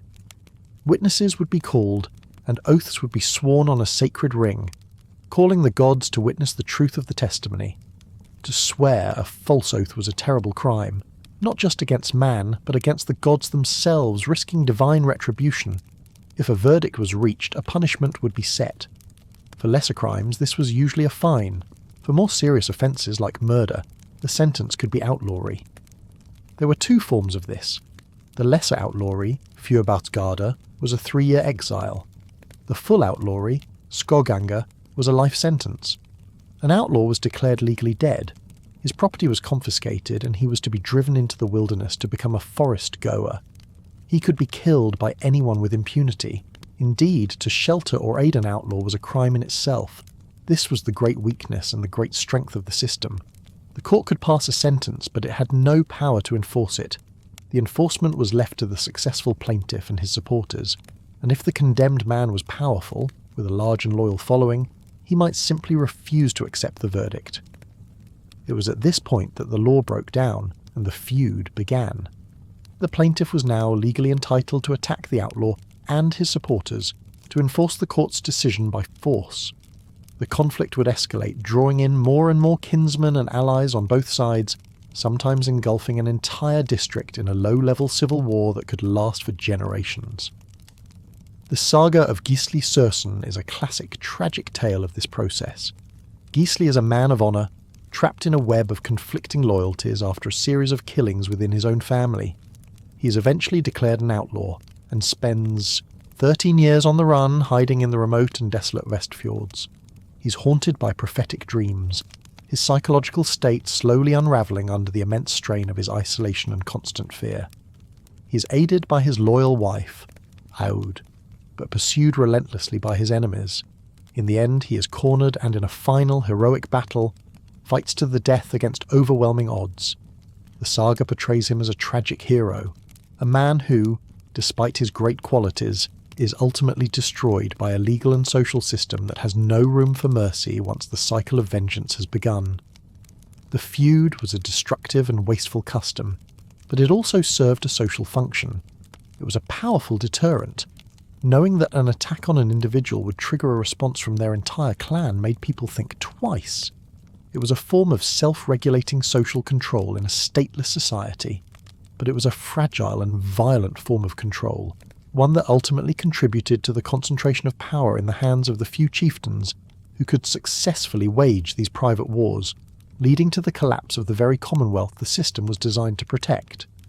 Underpinning this entire social and legal world was the power of language. The Icelanders were a people intoxicated with words. In a society with no written documents for the first 2 centuries, a person's memory was their library, and their skill with language was their most potent tool. The law itself existed only in the memory of the law speaker. Genealogies, which established property rights and kinship obligations, were preserved orally. A person's reputation could be built or destroyed by a well-aimed poem. The poetry of the Viking Age, which the Icelandic settlers brought with them and perfected, was of 2 main types. The first is the Eddic poetry, named after the collection known as the Poetic Edda. These are the great mythological and heroic poems, composed in a relatively simple, direct metre. They tell the stories of the creation of the world, the adventures of the gods, and the deeds of legendary heroes. They are anonymous, the collective voice of the pagan North, and they are our primary source for Norse mythology. The second, and uniquely Scandinavian form, was skaldic poetry. This was the poetry of the court, composed by professional poets, or skalds, in honour of their patrons, the kings and chieftains. It is everything that Eddic poetry is not. It is personal, not anonymous. Its subject is current events, not ancient myths. And its style is incredibly complex and ornate. Skaldic poetry is a verbal puzzle of the highest order, governed by a fiendishly strict set of rules regarding rhyme, alliteration, and syllable count. Its most famous feature is the use of elaborate metaphors. A simple noun like sea would almost never be used. Instead, the poet would use a heiti, a poetic synonym like ocean or wave. Or more impressively, a kenning, a compound metaphor. The sea might be the Sob, the Whale Road, or the Gannet's Bath. A warrior was a feeder of ravens or an oak of battle. A battle itself could be the storm of swords, or the music of the Valkyries. These kennings could be nested inside each other, creating intricate, multi-layered images that the audience would have to unpack. To compose and to understand this poetry required a huge store of shared mythological and historical knowledge. It was an intellectual game that served to bind the warrior elite together. In Iceland, this aristocratic art form became democratized. With no royal court to support them, the skalds were often ordinary farmers, and the composition of verse became a widespread social accomplishment. The sagas are filled with instances where a quick-witted hero saves his own life, or wins a debate by composing a perfect impromptu verse. Conversely, a poorly composed or insulting verse, a snid, could be a deadly weapon, believed to have magical power to inflict real harm, and was certain to provoke a violent response. Language was not just descriptive, it was active, a force that could shape reality. This deep-rooted oral culture is what made the literary explosion of the 12th and 13th centuries possible. When writing, using the Latin alphabet, was finally adopted, the Icelanders did not use it primarily for church business, as was common in Europe.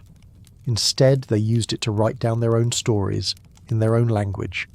The sagas, the Eddas, the poetry of the skalds, the history of the kings of Norway in Snorri Sturluson's Heimskringla. All of this was the product of a people deciding that their own history and their own culture were worthy of preservation. It was an act of immense cultural confidence. This literary legacy would become the nation's anchor, the fixed point to which they could tether themselves during the long, drifting centuries of colonial rule. But the world of the settler was populated by more than just gods and humans. There was a third hidden population, a vast and complex society of supernatural beings who lived alongside them, unseen but ever present. This was the world of folklore, of the Huldufólk or hidden people, of elves, trolls and ghosts. These beliefs were not idle superstitions. They were a practical guide for how to navigate the landscape and the unseen forces that governed it. The Huldufólk were thought to be a race of beings very much like humans, but more beautiful, more powerful, and living in a parallel reality that only occasionally intersected with our own. They lived inside certain hills and rocks, in a world of wealth and splendour. To the human eye, their homes simply looked like part of the landscape. It was therefore considered extremely dangerous to disturb these places, the Alfola or Elf Hills. A farmer would never build his house on such a spot or even throw a stone at it, for fear of angering the inhabitants. Stories abound of the consequences of disrespecting the hidden people. A the farmer who builds his new barn over an elf rock might find his prize cow dead the next morning. A child who wanders too close to an elf hill on New Year's Eve, a time when the boundaries between worlds were thought to be thin, might vanish forever, lured into their world. But they were not always malevolent. A human who showed them kindness, perhaps by leaving a bowl of cream on a special stone, might be rewarded with good fortune or a vision of the future. The relationship was one of cautious, respectful coexistence. To this day, road construction in Iceland has been diverted to avoid disturbing rocks believed to be the homes of the Huldufolk. Trolls were a different matter entirely. They were creatures of the mountains and the night, immense, brutish, and generally hostile to humans. They were creatures of raw, primordial nature, the personification of the dangers of the wilderness. The stories about them are often cautionary tales about the importance of staying within the safe, humanized space of the farmstead after dark. Trolls were known to snatch livestock and even people who strayed too far into their territory. Their one great weakness was the sun. If a troll was caught out in the open when the first rays of dawn struck, it would be instantly turned to stone. The many strange humanoid rock formations and sea stacks found around Iceland, like the Reynistranga pillars near Vik, were explained as trolls who had been caught by the sunrise, and then there were the dead. The pagan Norse had a powerful belief in the ability of the dead to influence the world of the living. A person who died with a grievance, or who was particularly malicious in life, could rise from their burial mound as a draugr. This was not a wispy, ethereal ghost, but a corporeal, animated corpse with superhuman strength and malevolent will. The draugr would haunt the area around its grave, killing livestock, tormenting the living, and driving people from their homes. The sagas contain terrifying accounts of these hauntings. The most famous is in the Grettir's saga, where the hero Grettir must wrestle with the undead monster Glama, a shepherd who has come back from the dead to terrorize a farm. Their battle is a horrific, supernatural brawl that destroys the farmhouse. Grettir eventually succeeds in overpowering the draugr and cutting off its head, the only sure way to stop one, but not before Glama lays a curse of fear and bad luck on him that will follow him for the rest of his life. These stories reflect a deep-seated anxiety about the dead and the importance of proper burial rites to ensure that they rested peacefully. These beliefs in the hidden people, the trolls, and the walking dead created a richly textured and often frightening world for the Icelandic settler. The landscape was not empty. It was crowded with powerful non-human entities whose rules had to be learned and respected. It was a world where the boundary between the natural and the supernatural was thin and permeable, and where a person's fate could be decided not just by the weather or a feud with a neighbour, but by an unseen encounter with a resident of an unassuming grey rock. Let us now immerse ourselves fully in the sensory world of the settlement age by following a hypothetical farming family through the cycle of a single year. Our family lives in a longhouse in a valley in the west of Iceland, a few hours' ride from the sea. It is early spring, a time the Icelanders called vor. The oppressive darkness of winter is finally beginning to recede. The days are growing noticeably longer, and the sun, when it appears, has a new, welcome warmth. But this is a treacherous season. The winter's stores of hay and food are running low, a period known as the Svangmar, the hunger mare. It is a race against time. The first sign of the coming renewal is the return of the migratory birds. The piercing cry of the golden plover, the loa, is the traditional harbinger of spring. Its arrival is cause for celebration. The snow begins to melt from the lowlands, revealing the pale, flattened grass of the home field. The sheep, who have been sheltered in the barn all winter, are restless. It is the lambing season, a period of intense round-the-clock work. Every lamb is precious, a promise of future wealth in the form of wool and meat. The family works to exhaustion, tending to the ewes, warming weak lambs by the long fire, and protecting the flock from the hungry Arctic foxes. As the ground thaws, the men turn their attention to the sea. They load their open, six-oared boat, a smaller version of the great longships, and row out into the cold waters of the fjord. The spring cod are running, and the fishing is good. They use long hand lines with baited hooks made of iron or bone. The work is cold, wet, and dangerous. A sudden squall can capsize a boat in minutes, and the frigid water offers little chance of survival. But the rewards are great. The fish they catch will be gutted and hung to dry on the wooden racks, the yalla providing the staple protein that will see them through the next year. Summer, Suma, arrives in a rush of green. The daylight is now continuous, a strange ethereal twilight replacing the darkness of night. This is the season of relentless work, fueled by the endless sun. The livestock are driven up to the high mountain pastures, the sheelings, to graze freely for the summer months. This frees up the precious lowland meadows for the most important task of the entire year, the hay harvest, the hayaneer. Every able-bodied member of the household, from the patriarch down to the young children, is out in the fields from dawn until dusk. The grass is cut with long-bladed scythes, a rhythmic sweeping motion that continues for weeks on end. The cut grass is then raked and turned, left to dry in the sun and the wind. The weather is a constant source of anxiety. A week of rain at the wrong time can ruin the entire harvest, a potential disaster. Once dried, the hay is carefully stacked into dome-shaped ricks or packed tightly into the barn. This is the fuel that will keep their animals, and by extension, themselves, alive. For our family's chieftain, the summer also means the journey to the Althing. This is the great social and political event of the year. He prepares his finest clothes and saddles his best horse. A group of local farmers will accompany him, both as a show of support and to have their own legal cases heard. The journey itself is an adventure, a chance to see different parts of the country and to camp out under the midnight sun. At Thingvellir he will spend 2 weeks immersed in the life of the nation, hearing the law, negotiating alliances and catching up on the news from distant fjords. It is a vital ritual that reaffirms his place in the wider Icelandic world. Autumn, Haust, is a season of gathering. The days shorten rapidly and the air grows crisp. The livestock are brought down from the mountain pastures, fat from a summer of grazing. This is the time of the slaughter, the annual slaughter. A portion of the sheep and cattle are killed, and the meat is preserved for the winter. Nothing is wasted. The meat is smoked in a special smokehouse, salted or pickled in sour whey.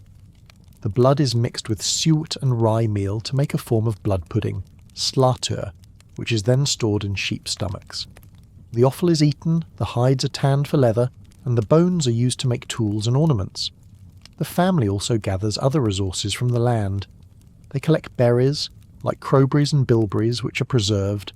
They might gather edible mosses and lichens.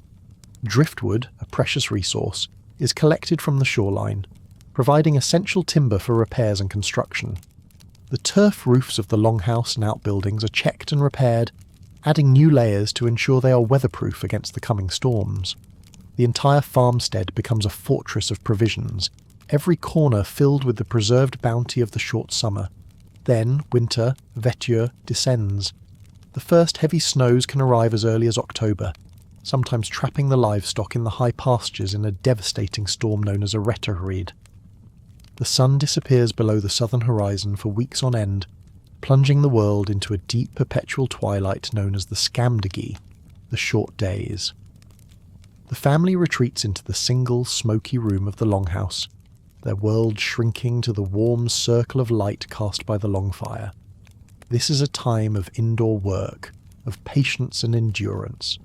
The women bring out their warp-weighted looms and spend the endless hours weaving the wool that was sheared in the summer. The rhythmic clink of the loom weights is the soundtrack of the winter house. The men repair their tools, carve wood and twist animal sinew into strong cordage.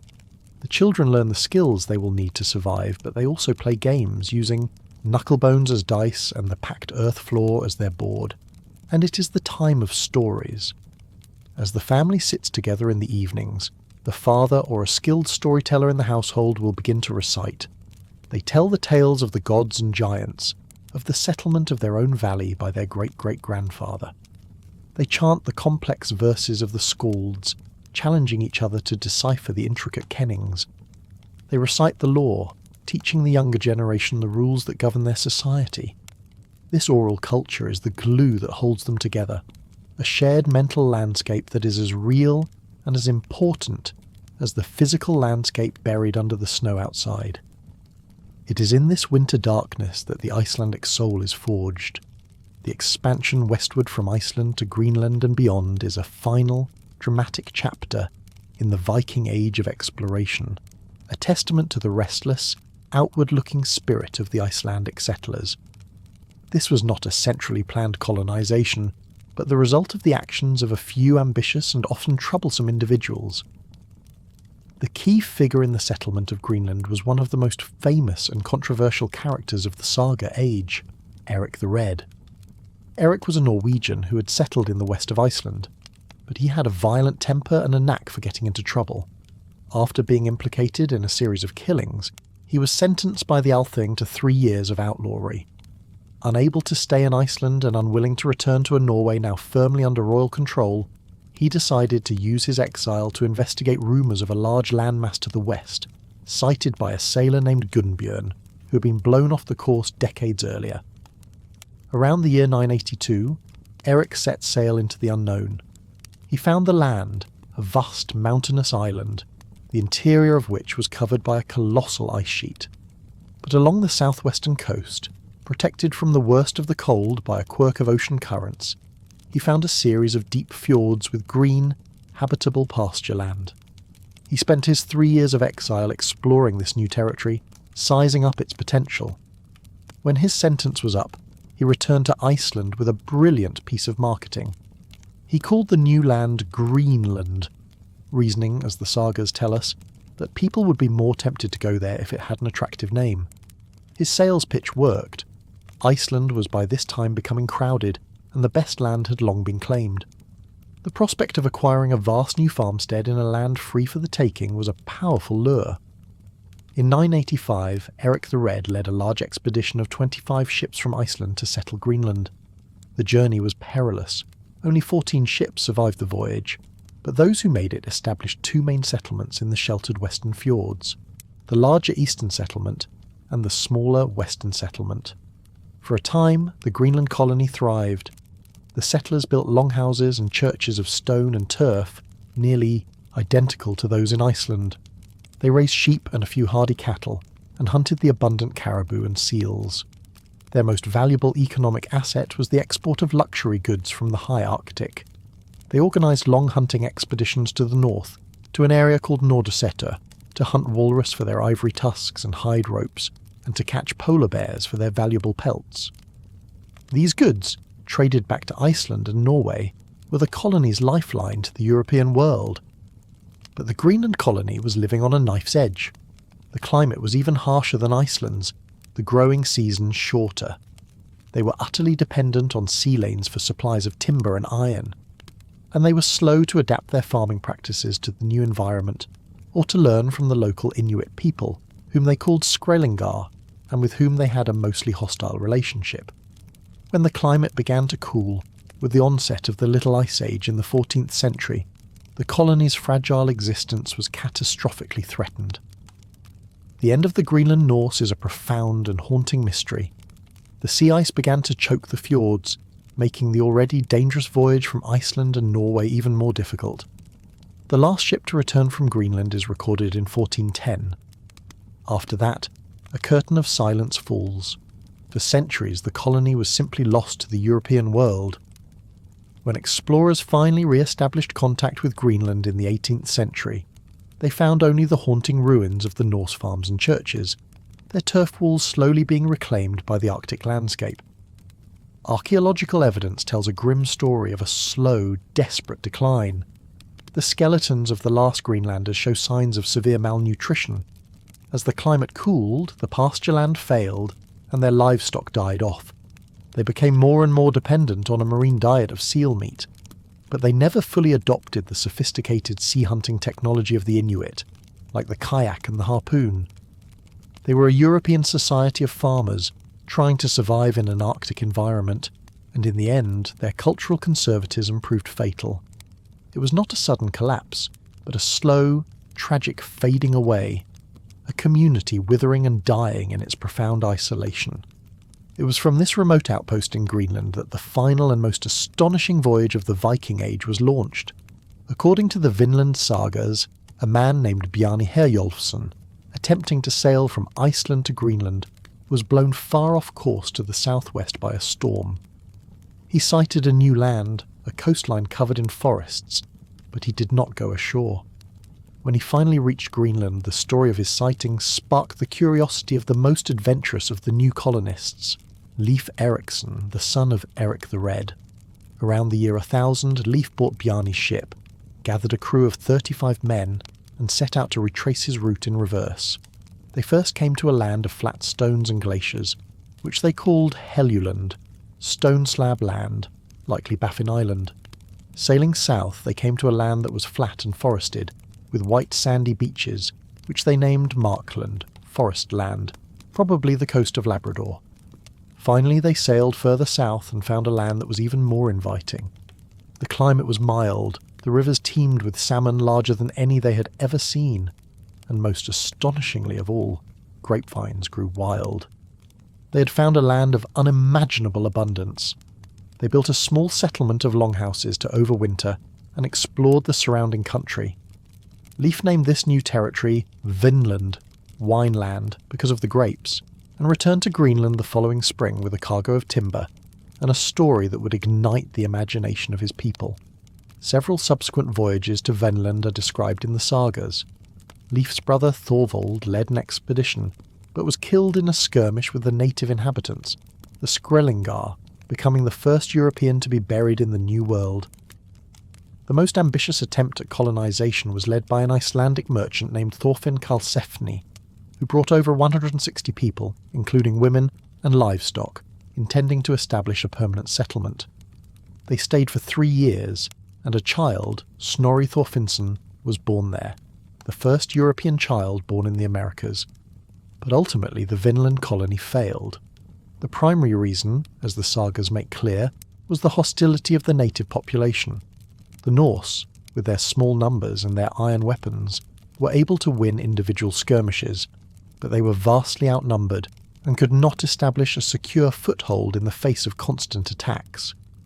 Internal disputes among the colonists also weakened their resolve. After 3 years of struggle, Karlsefni and the remaining settlers abandoned Vinland and returned to Greenland and Iceland. The Norse dream of a western settlement had reached its limit. For centuries, the Vinland sagas were dismissed by many historians as mere folklore, heroic fiction rather than historical fact. But in 1960, a remarkable discovery changed everything.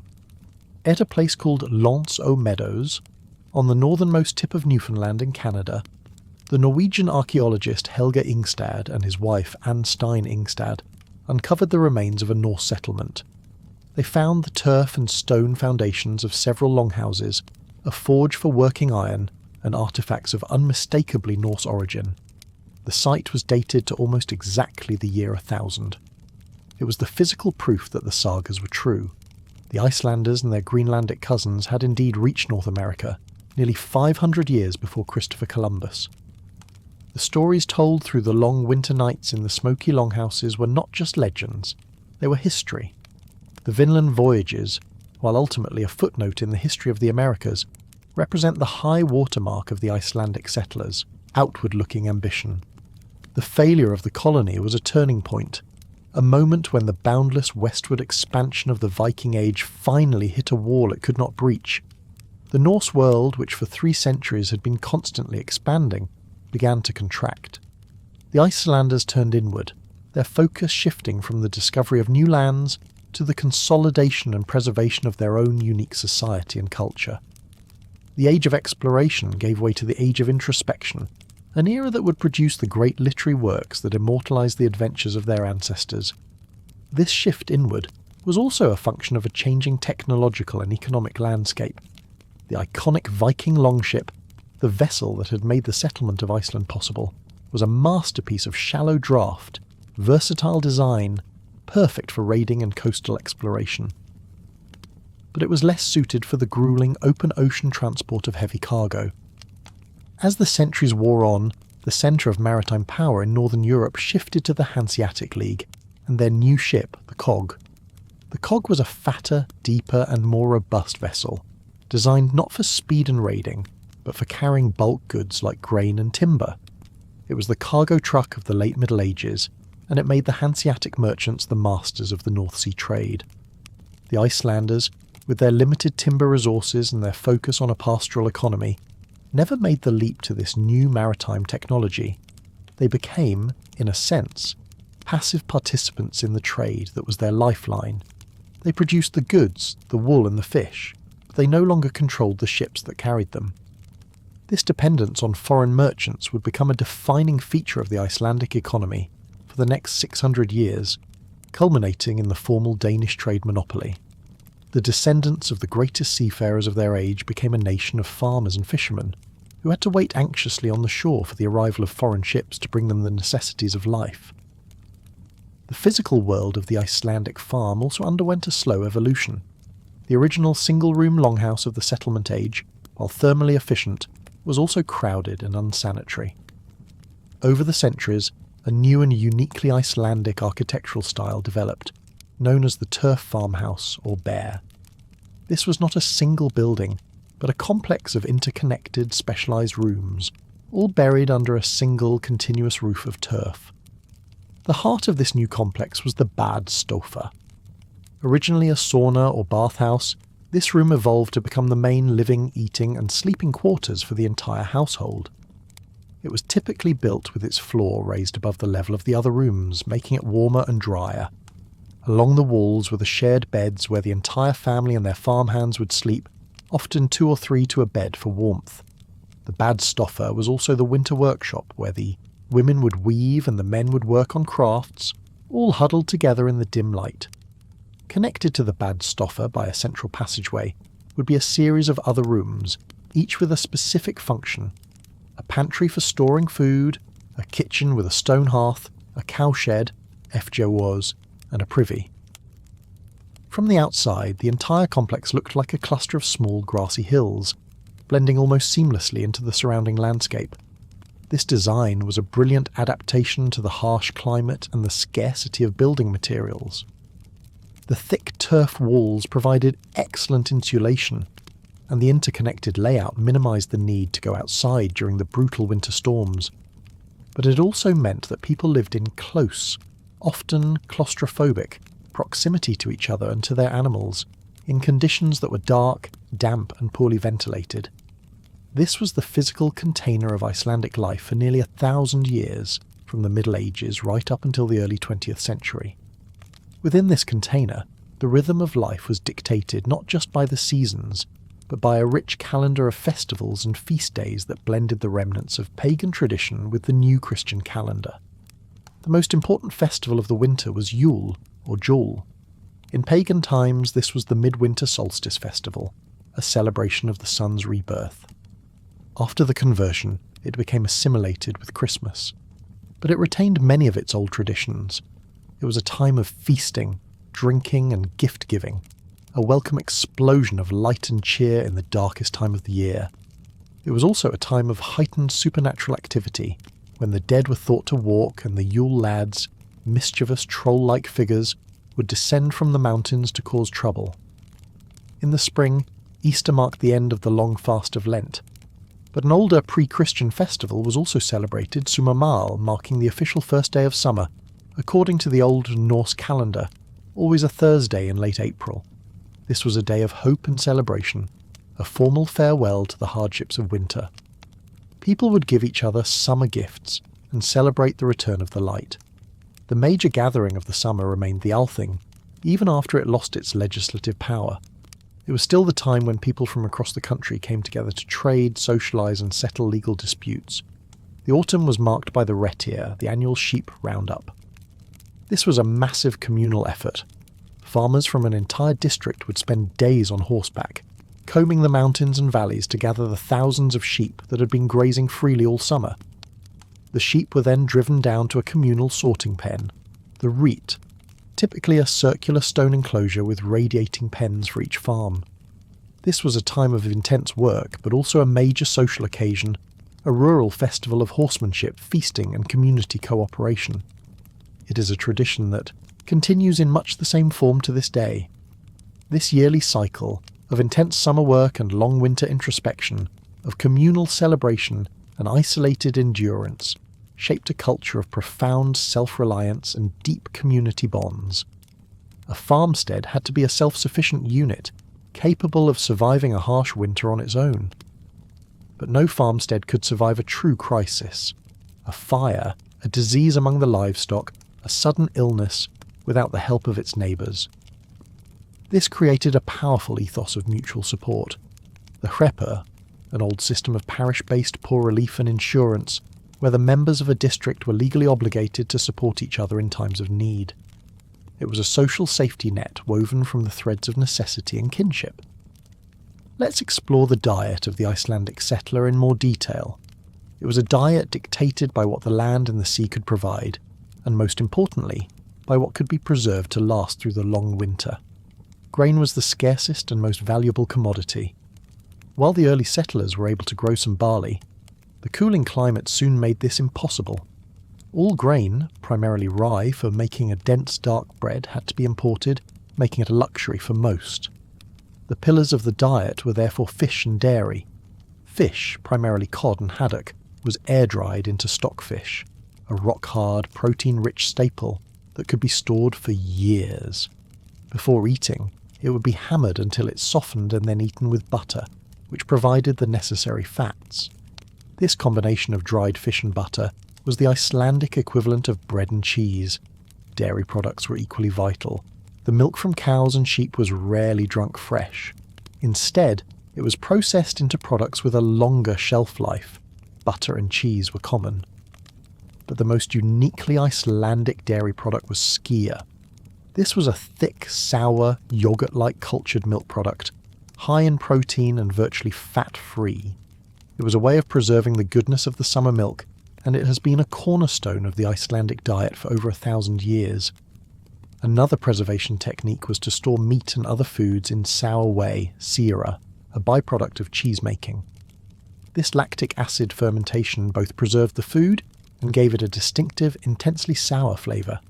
Meat came primarily from sheep, with some beef and goat. A great deal of it was consumed during the autumn slaughter season. For the rest of the year it was eaten in preserved form, smoked, hangitjut, salted, or stored in whey. The Icelanders also utilised every part of the animal. Potted sheep's head, ersved, and blood pudding, slatter, were common dishes. They also hunted seabirds like puffins and guillemots, and collected their eggs from the cliffs. A perilous but rewarding task. Seals were hunted for their meat and blubber, and in some coastal areas, the occasional beached whale was a gift from the sea, providing a massive welcome bounty of meat and fat for an entire community. This is the origin of the traditional Icelandic cuisine, the thoramatur, a collection of these old, preserved foods that is celebrated and eaten during the midwinter month of Thori. Health and medicine in this pre-modern world were a mixture of practical folk knowledge and superstition. The isolation of the island meant that Icelanders were spared many of the epidemic diseases that regularly swept through mainland Europe, at least until the catastrophe of the Black Death. However, they were prone to other ailments. Respiratory diseases, exacerbated by the smoky, damp conditions of the turf houses, were common. The diet, while high in protein, was often deficient in certain vitamins, leading to conditions like scurvy during the late winter if supplies of preserved foods ran out. Medical care was the responsibility of the women of the household or specialist healers, often women, who had a deep knowledge of herbal remedies. They knew which of the local plants could be used to treat wounds, to ease pain, or to aid in childbirth. The Icelandic moss, Catraria islandica, was used to treat coughs and stomach ailments. Yarrow was used to staunch the bleeding of wounds. This practical knowledge was often intertwined with magical beliefs. A healing verse might be chanted over a wound, or a magical symbol carved onto a patient's body to aid in their recovery. Infant mortality was tragically high, as it was throughout the pre-modern world, and the dangers of childbirth were a constant threat to women's lives. The sagas, with their stark, unsentimental style, often mention these domestic tragedies in passing. A man's wife dies in childbirth, and he remarries. It is presented as a sad but common fact of life. This constant proximity to death, from disease, accident, famine or violence, bred a certain stoicism and a fatalistic worldview. One's fate, forlög, was believed to be preordained, and the highest virtue was to face it, whether good or bad, with courage and composure. the introduction of printing in the 16th century, though its immediate purpose was religious propaganda, would eventually have a revolutionary effect on this culture. The first book printed in Iceland was the New Testament in 1540. The crowning achievement of this early period was the first complete Icelandic translation of the Bible, printed in 1584 by Bishop Gudbrandur Thorlaksson. This was a monumental undertaking. The Gudbrands Biblia, as it became known, was a magnificent volume, and the bishop made it his mission to get a copy into every church in the country.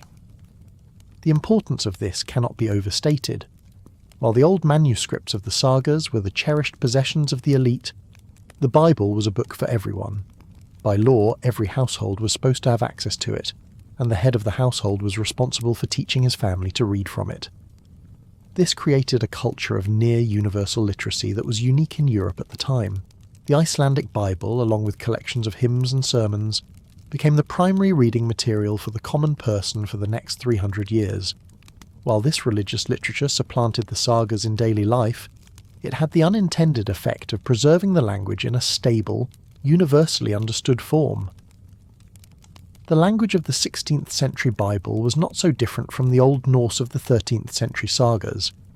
This meant that when the nationalist revival began in the 19th century, the scholars and poets did not have to resurrect a dead language. They had a living, unbroken literary tradition to draw upon. The farmers who had spent their winter nights reading the Bible had, without knowing it, been tending the very roots of the tree of national identity, keeping it alive through the long, dark winter of colonial rule, ready to blossom again in the spring of independence. Let us examine the final centuries of Danish rule in greater detail to understand the depths from which the 19th century revival had to climb. The 18th century in particular was a litany of disasters. The Laki eruption was the most devastating, but it was part of a broader pattern of hardship. A series of smallpox epidemics in the early part of the century had already killed a substantial portion of the population. The climate was at its coldest, with sea ice regularly blocking harbours and causing crop failures and the starvation of livestock. This period of extreme hardship led to a social phenomenon known as the flakkarar, or vagrants. These were people who had lost their land and their livelihood, who did not have a place within the rigid Vistaband system that tied labourers to a single farm. They were forced into a life of wandering, moving from parish to parish, begging for food and shelter. They were seen as a social menace by the authorities and the landed farmers, a drain on the meagre resources of the community and a threat to the social order. Laws were passed to punish vagrancy, but the problem persisted, a visible symptom of a society under extreme stress. The Danish officials who governed the island often viewed the Icelandic people with a mixture of pity and contempt. In their reports back to Copenhagen, they described them as backward, lazy, and resistant to progress. There were numerous well-intentioned attempts by the Danish administration to improve the Icelanders. They tried to introduce new farming techniques, to get the Icelanders to eat vegetables, and to encourage them to establish permanent fishing villages instead of relying on seasonal fishing from their farms. Most of these efforts failed. The Icelanders were deeply conservative, and for good reason. In an environment where the margin for error was non-existent, trying a new, unproven technique could lead to starvation. They stuck to the old ways because they knew that, as difficult as they were, they had allowed their ancestors to survive. This resistance to change was not just stubbornness. It was a time-tested survival strategy, but it created a deep cultural and political gulf between the Danish rulers and their Icelandic subjects. The intellectual life of the nation, however, was not entirely dormant. The Enlightenment did reach Iceland, albeit in a muted form.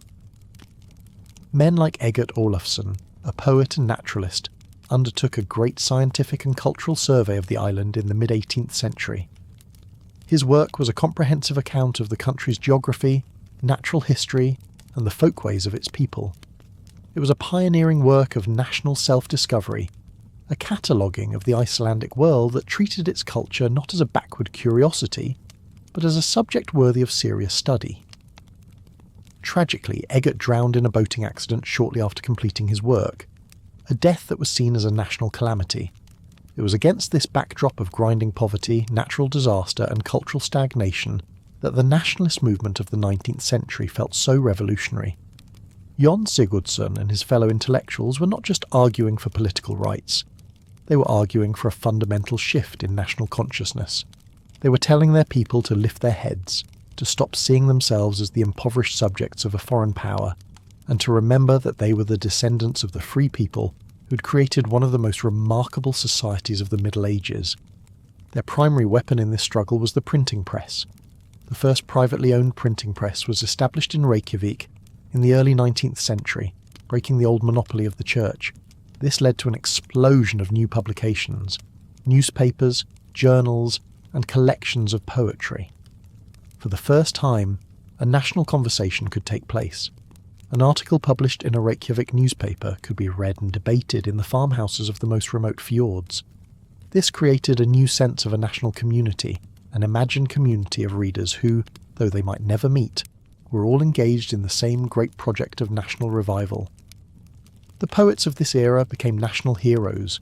Men like Jonas Hallgrímsson, a brilliant naturalist and poet, wrote in a pure lyrical Icelandic that was a revelation to his contemporaries. His poems celebrated the beauty of the Icelandic landscape, transforming it from a source of hardship into a symbol of national pride. He wrote of the mountains, the glaciers, and the delicate Arctic flowers with a scientist's eye for detail and a romantic soul. His work taught the Icelanders to see their country in a new light, to find beauty and meaning in the very landscape that had so often been their antagonist.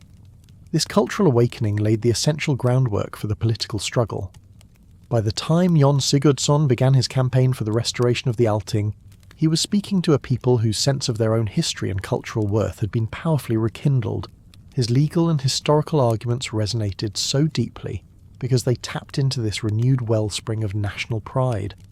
The demand for home rule was not just a political slogan, it was the logical culmination of a century of cultural and intellectual rediscovery. It was the people of Iceland demanding the right to once again be the authors of their own saga. The establishment of the Republic in 1944 was the fulfillment of this dream, but the reality of nation-building was complex. One of the first and most enduring tasks was the creation of a modern infrastructure. For 1,000 years, Iceland had been a country without roads. Travel was by horse, along ancient winding paths. In the 20th century, the nation embarked on a massive heroic project of construction. Building roads in Iceland is a formidable challenge. It involves blasting through mountains of solid basalt, bridging powerful glacial rivers, and paving over vast, unstable lava fields. The culmination of this effort was the completion of the Route 1, or the Ring Road, in 1974. For the first time in history, it was possible to circumnavigate the entire country by car. The final link was the bridge across the Skeiðarársandur, a vast plain of black sand created by the Jökulhlaups from the Vatnajökull glacier. The completion of the Ring Road was a moment of immense national pride, a symbol that the Icelanders had finally, through modern technology, tamed their formidable landscape. It connected the isolated regions of the country, fostered economic development, and fundamentally changed the way Icelanders experienced their own land. Another key project was the harnessing of the country's immense geothermal energy. For centuries, the Icelanders had lived on top of one of the world's greatest sources of heat, while shivering through the winter in their turf houses. In the 20th century, they pioneered the technology to drill deep into the earth and pipe the naturally hot water into their homes and towns. This provided them with cheap, clean, and abundant heat, transforming their quality of life. The iconic image of Icelanders swimming in outdoor geothermal pools in the middle of a snowstorm is a powerful symbol of this victory of ingenuity over the environment. This energy also powered a new wave of industrialization. The construction of large-scale hydroelectric dams and geothermal power plants created a surplus of electricity so cheap that it attracted energy-intensive industries, most notably aluminum smelting. This brought foreign investment and created new jobs, but it also sparked one of a modern Iceland's most heated and persistent debates. The dams required the flooding of pristine highland valleys, areas of unique natural beauty. This pitted the proponents of economic growth against the defenders of environmental conservation in a conflict that goes to the very heart of the modern Icelandic identity. How much of its untouched wilderness is the nation willing to sacrifice for industrial prosperity? It is a question that remains intensely controversial. The post-independence period also saw the creation of a comprehensive Nordic-style welfare state. The Icelandic Republic was founded on the principles of social equality and universal access to education and healthcare. This system has been remarkably successful in creating a society with low levels of poverty and high levels of social mobility. It reflects the old communal ethos of the Hreppr, the idea that the community is responsible for the well-being of all its members, now writ large on a national scale. This strong social safety net was a crucial factor in the country's ability to weather the 2008 financial crisis without the kind of catastrophic social breakdown seen in other countries. The modern Icelandic language remains a singular cultural achievement. Thanks to the efforts of linguists and a national policy of linguistic purism, the language has been remarkably successful at adapting to the modern world without being overwhelmed by foreign loanwords. When a new concept like computer or jet plane arrives, a committee of linguists is tasked with creating a new Icelandic word for it, usually by compounding older Norse roots. A computer is a tölva, a portmanteau of tala, number, and völva, prophetess. A jet plane is a thota, from an old verb meaning to rush. This process keeps the language pure and ensures that it remains a living, dynamic link to the literature of the saga age. An Icelandic teenager today can read a 13th century saga with only slightly more difficulty than a modern English speaker would have with Shakespeare. This linguistic continuity is the bedrock of the nation's cultural identity. But modern Iceland is not a museum. The society is dynamic and rapidly changing. In recent decades, it has transformed from one of the most homogeneous nations on Earth into a country of significant immigration. People from Poland, Lithuania, the Philippines, and dozens of other countries have come to work in the booming tourism and construction industries. This has brought new foods, new languages, and new perspectives to the island, challenging the traditional definition of what it means to be an Icelander. The nation is now grappling with the same questions of multiculturalism and integration that have faced other European nations for decades. The creative arts in modern Iceland are flourishing in a way that is utterly disproportionate to the country's small population. It has become a global powerhouse in music, with artists like Björk and Sigur Rós achieving international stardom. Its literary scene is equally vibrant, with a thriving tradition of crime fiction, the so-called Nordic noir, which often uses the stark, atmospheric landscape as a key character.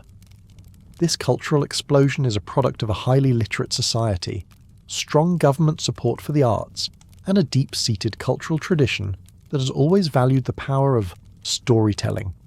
It is the modern expression of the same creative impulse that produced the sagas in the smoky confines of the medieval longhouse. In the 21st century, the greatest challenge and opportunity facing Iceland is its relationship with the global climate. The very name of the island, Iceland, is becoming a tragic misnomer as its glaciers melt at an alarming rate. In 2019, the nation held a funeral for Ökjökull, its first glacier to be officially declared dead, lost to rising temperatures. A plaque was installed at the site, a letter to the future, warning that all the country's main glaciers are on the same path. For a people whose culture and landscape have been so profoundly shaped by ice, this is a loss of terrifying proportions, an existential threat to their very identity. Yet this crisis also presents an opportunity. Iceland is already a world leader in renewable energy. Its experience in harnessing geothermal and hydroelectric power gives it a unique voice in the global conversation about sustainability. The geological forces that once threatened to destroy the Icelandic people may now hold the key to their future, and perhaps a model for the world. The story that began with a flight from tyranny and a gamble on a hostile new land continues. It is a story of adaptation, of resilience, and of the enduring power of a community to define itself against the overwhelming forces of history and nature. The saga is not over. The volcanic island in the North Atlantic is still writing its epic tale. Let us reconsider the world of the first settlers, but this time through the lens of their daily artefacts. the objects that filled their longhouses and shaped their lives. Archaeology provides a tangible connection to this past, allowing us to hold in our hands the very tools, ornaments and implements that the saga characters would have used. Each object tells a story of skill, scarcity, and the intimate relationship between the people and their limited resources. Iron was the most precious and strategic of these resources. Iceland has no native, mineable iron ore. The settlers brought a supply with them, and for a time, they were able to produce a low-grade iron by smelting bog iron oxide deposits found in peat bogs. But this was a laborious process that required vast amounts of charcoal, which in turn accelerated the deforestation of the island. Very quickly, Iceland became dependent on imported iron from Norway and Britain. This made every iron object, a nail, a knife, a cooking pot, an item of significant value. The blacksmith, the samiden, was therefore one of the most important figures in the community. His forge, the smidja, was a place of technological magic, where the raw, imported bars of iron were transformed into the essential tools of life. He would forge the farmer's scythe, the fisherman's hooks, and the woman's needles. But his most prestigious work was the creation of weapons. The sword was the ultimate status symbol of the Viking Age warrior. A fine sword with a patterned welded blade and a hilt inlaid with silver was a treasure to be passed down through generations, an embodiment of the family's honour. The sagas often give these prized swords names, like Legbiter or Fjord Dweller, treating them almost as living characters. To lose or break such a sword was a catastrophe. However, for most day-to-day tasks, Icelanders relied on a material that was far more abundant: bone. The archaeological record is rich with objects skillfully carved from the bones of cattle, sheep, whales, and walrus. Bone was used to make needles and pins for sewing, combs for grooming, and spindle whorls for spinning wool. It was used for ice skates, made from polished horse metapodials, which allowed for swift travel over frozen lakes and rivers. It was carved into intricate gaming pieces for board games like Nefertafel, a Viking strategy game similar to chess. This mastery of boneworking was not a primitive craft.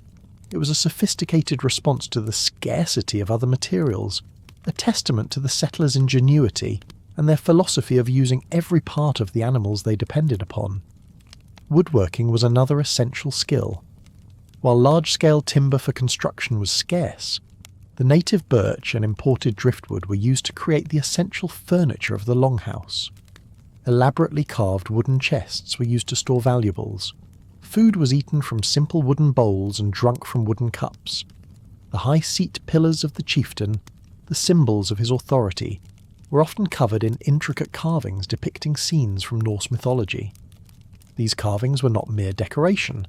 They were a way of surrounding themselves with their sacred stories, of making the longhouse a microcosm of the mythological universe. Another ubiquitous material was soapstone or steatite. This soft, easily carved stone was ideal for making objects that needed to be resistant to heat. Large soapstone bowls were used for cooking over the long fire, and smaller, carefully shaped stones were used as lamps. A hollow would be carved into the stone and filled with fish or seal oil, with a wick made of moss. The faint, flickering and probably smelly light from these stone lamps provided the only illumination during the long winter nights.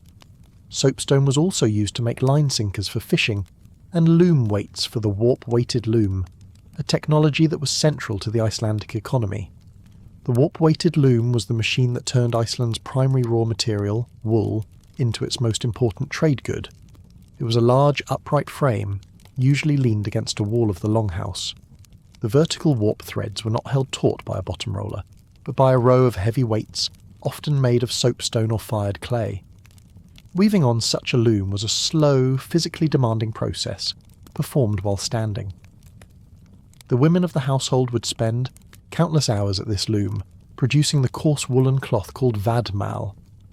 This cloth was so central to the economy that it became a legally defined unit of currency.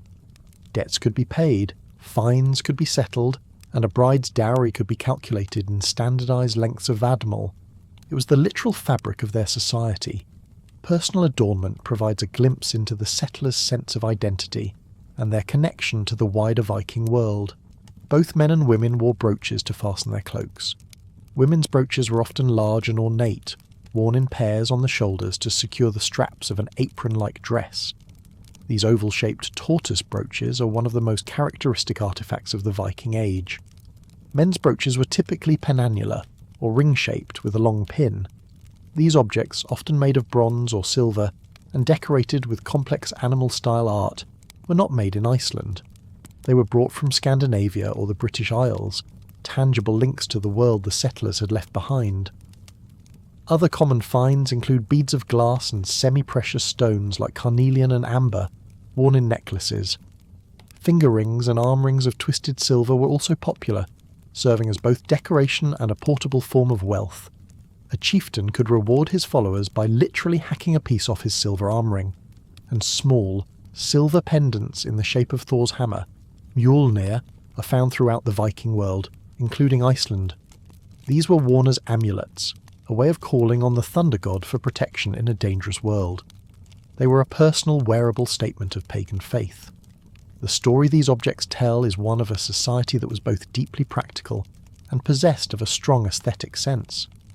They were masters of making do, of creating a rich material culture from a limited palette of resources. Every object had to be functional, but that did not mean it could not also be beautiful. A simple bone comb might be covered in geometric patterns. A wooden spoon handle might be carved into the shape of a dragon's head. This desire to decorate, to impose order and beauty onto the raw materials of their world, is a powerful testament to the resilience of the human spirit in the face of hardship.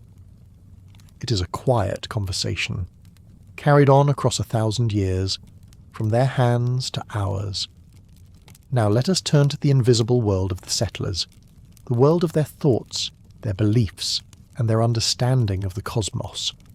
Our primary source for this is the work of one of the most brilliant and complex figures of the Middle Ages, Snorri Sturluson. Snorri, who lived from 1179 to 1241, was a chieftain of the powerful Sturling clan, a law speaker, a poet, and a historian.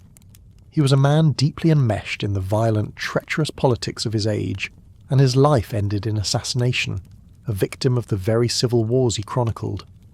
But his literary legacy is priceless. Snorri lived in a Christian Iceland 2 centuries after the official conversion. He realised that the old pagan myths, which were the foundation of the complex skaldic poetry he so admired, were in danger of being forgotten.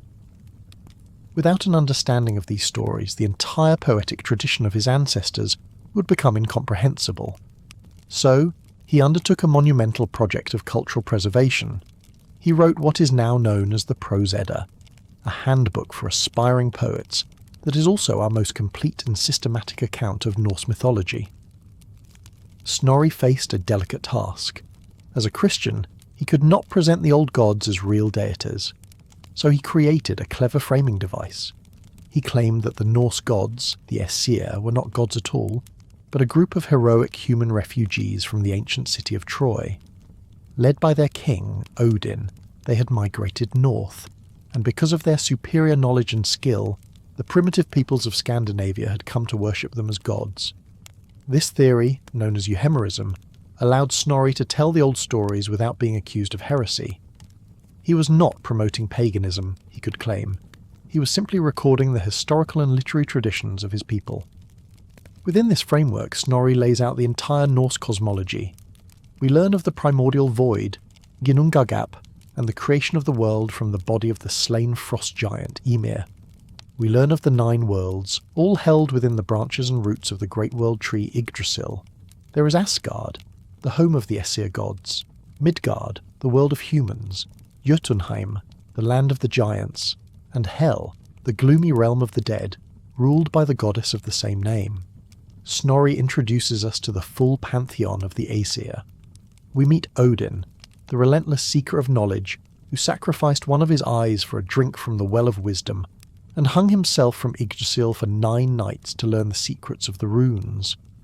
We meet the honourable but short-tempered Thor, the champion of mankind, whose thunderous chariot rides across the sky and whose hammer Mjolnir protects the worlds of gods and men from the destructive forces of the giants.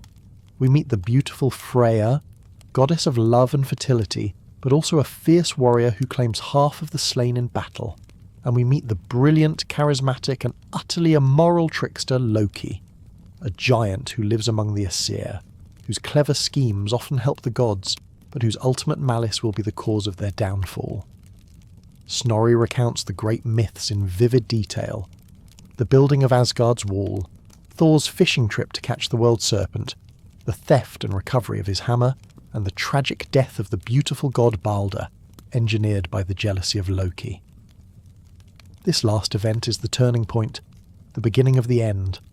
Loki is captured and punished, bound in a cave with a serpent dripping venom onto his face. But his monstrous children, the Fenris wolf, the world's serpent, Jörmungandr and the goddess Hel, are already in place, waiting for the final act.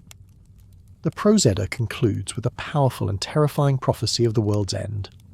Ragnarök, the twilight of the gods. It will be preceded by a time of moral collapse in the world of men and a 3-year-long winter, the Fimbulvetur. Then the final battle will be joined. The Fenris wolf will break its chains and swallow the sun. The world serpent will rise from the sea, flooding the earth. Loki will lead an army of the dead against the gods. Odin will be devoured by the wolf. Thor will kill the serpent but will die from its venom. God will fight giant and the world will be consumed by fire and flood. But crucially, this is not the ultimate end. After the destruction, a new green world will emerge from the sea. A handful of the gods will survive, and a single human couple, Leif and Lifthrasir, who have hidden within the world tree, will emerge to repopulate the earth.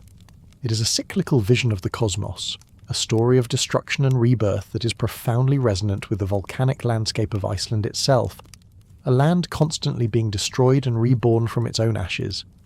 Snorri's work saved this complex, tragic and beautiful worldview from oblivion, preserving the imaginative landscape of the Viking settler for all time. The transition from this pagan worldview to Christianity was a gradual and complex process, not an overnight switch.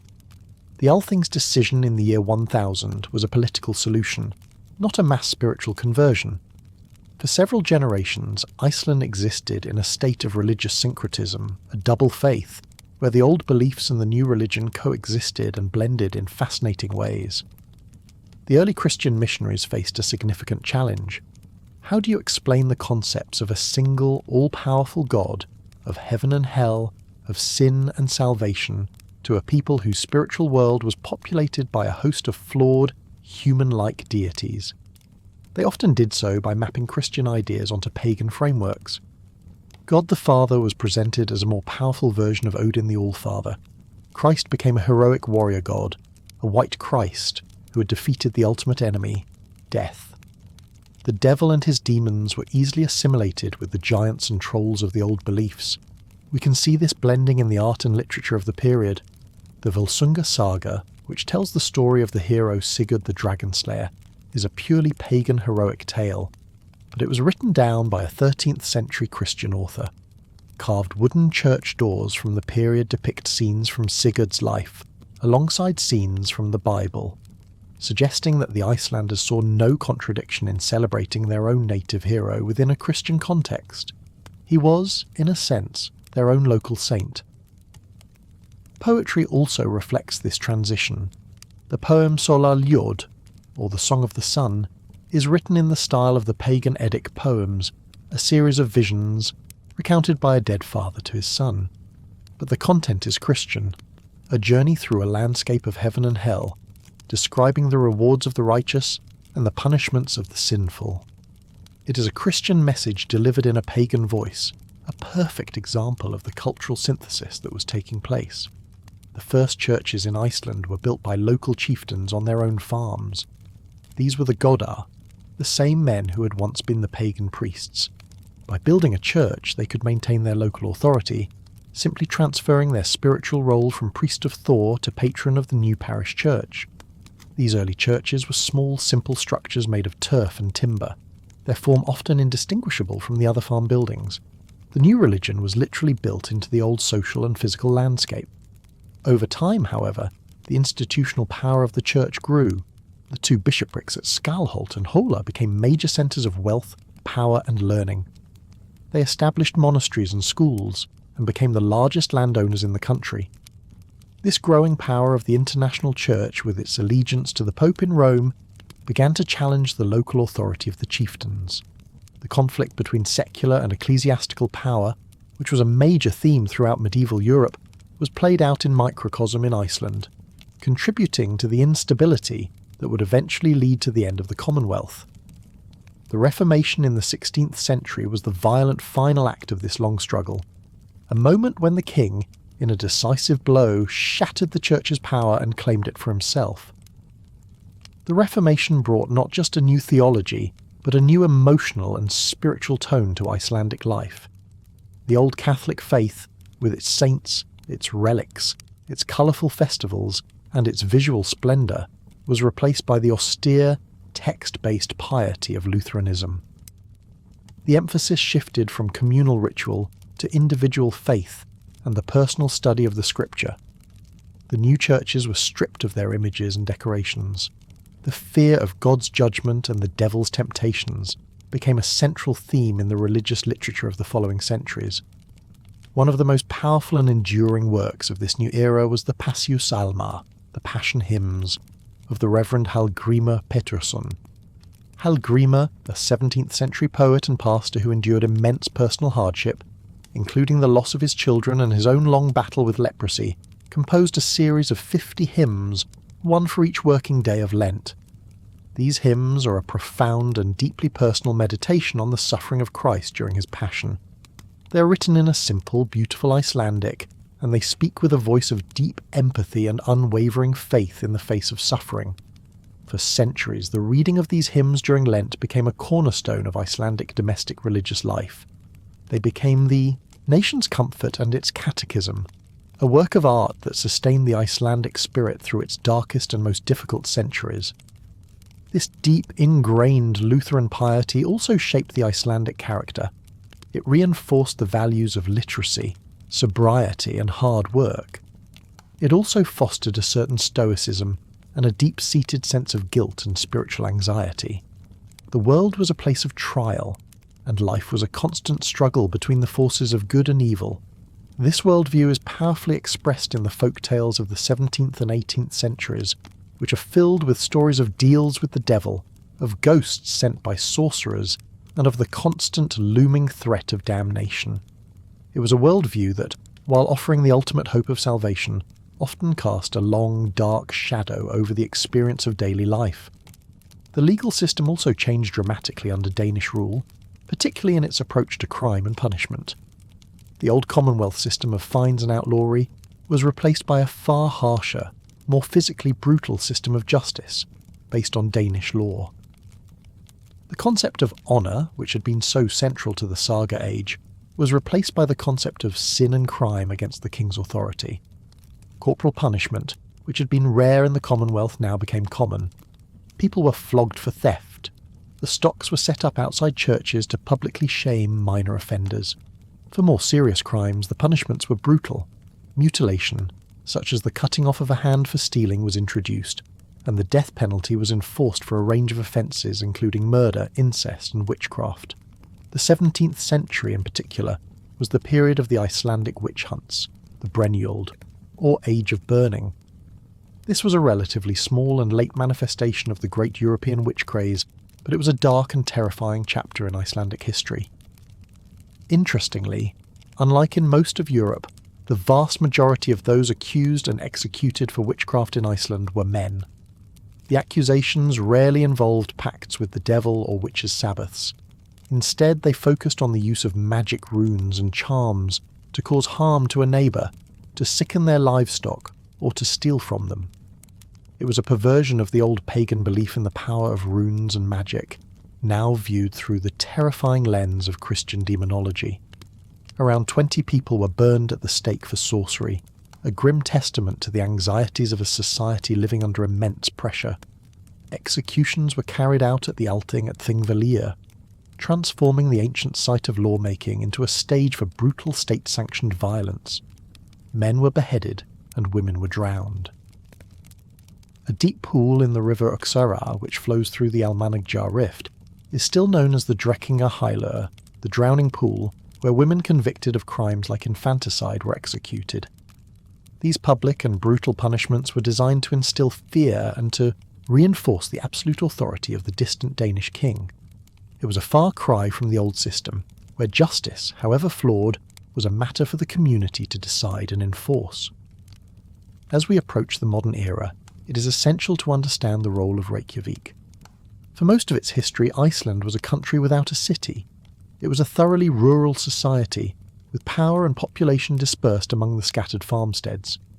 Reykjavik, the site of the very first settlement by Ingolfur Arnason, remained little more than a single farm for nearly 900 years.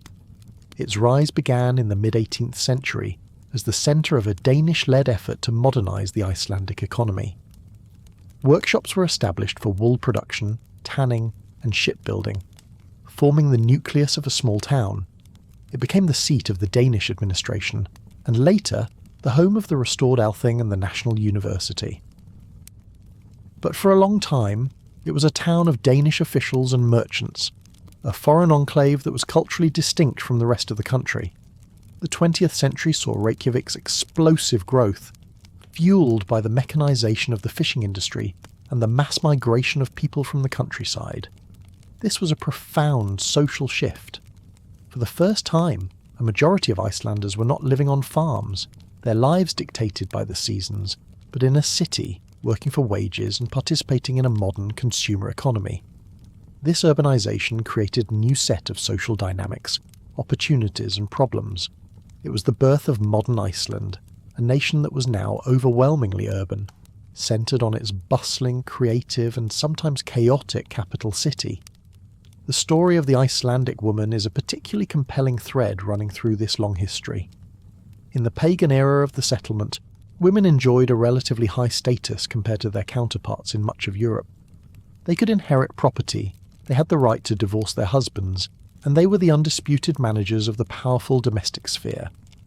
The sagas are filled with strong-willed, influential women like Aud the Deep-Minded, a Christian matriarch who led her entire clan from Scotland to settle in Iceland, or Gudrun Osvifsdóttir from the Laxdæla saga, a beautiful and intelligent woman whose passions and ambitions drive the central tragedy of the story.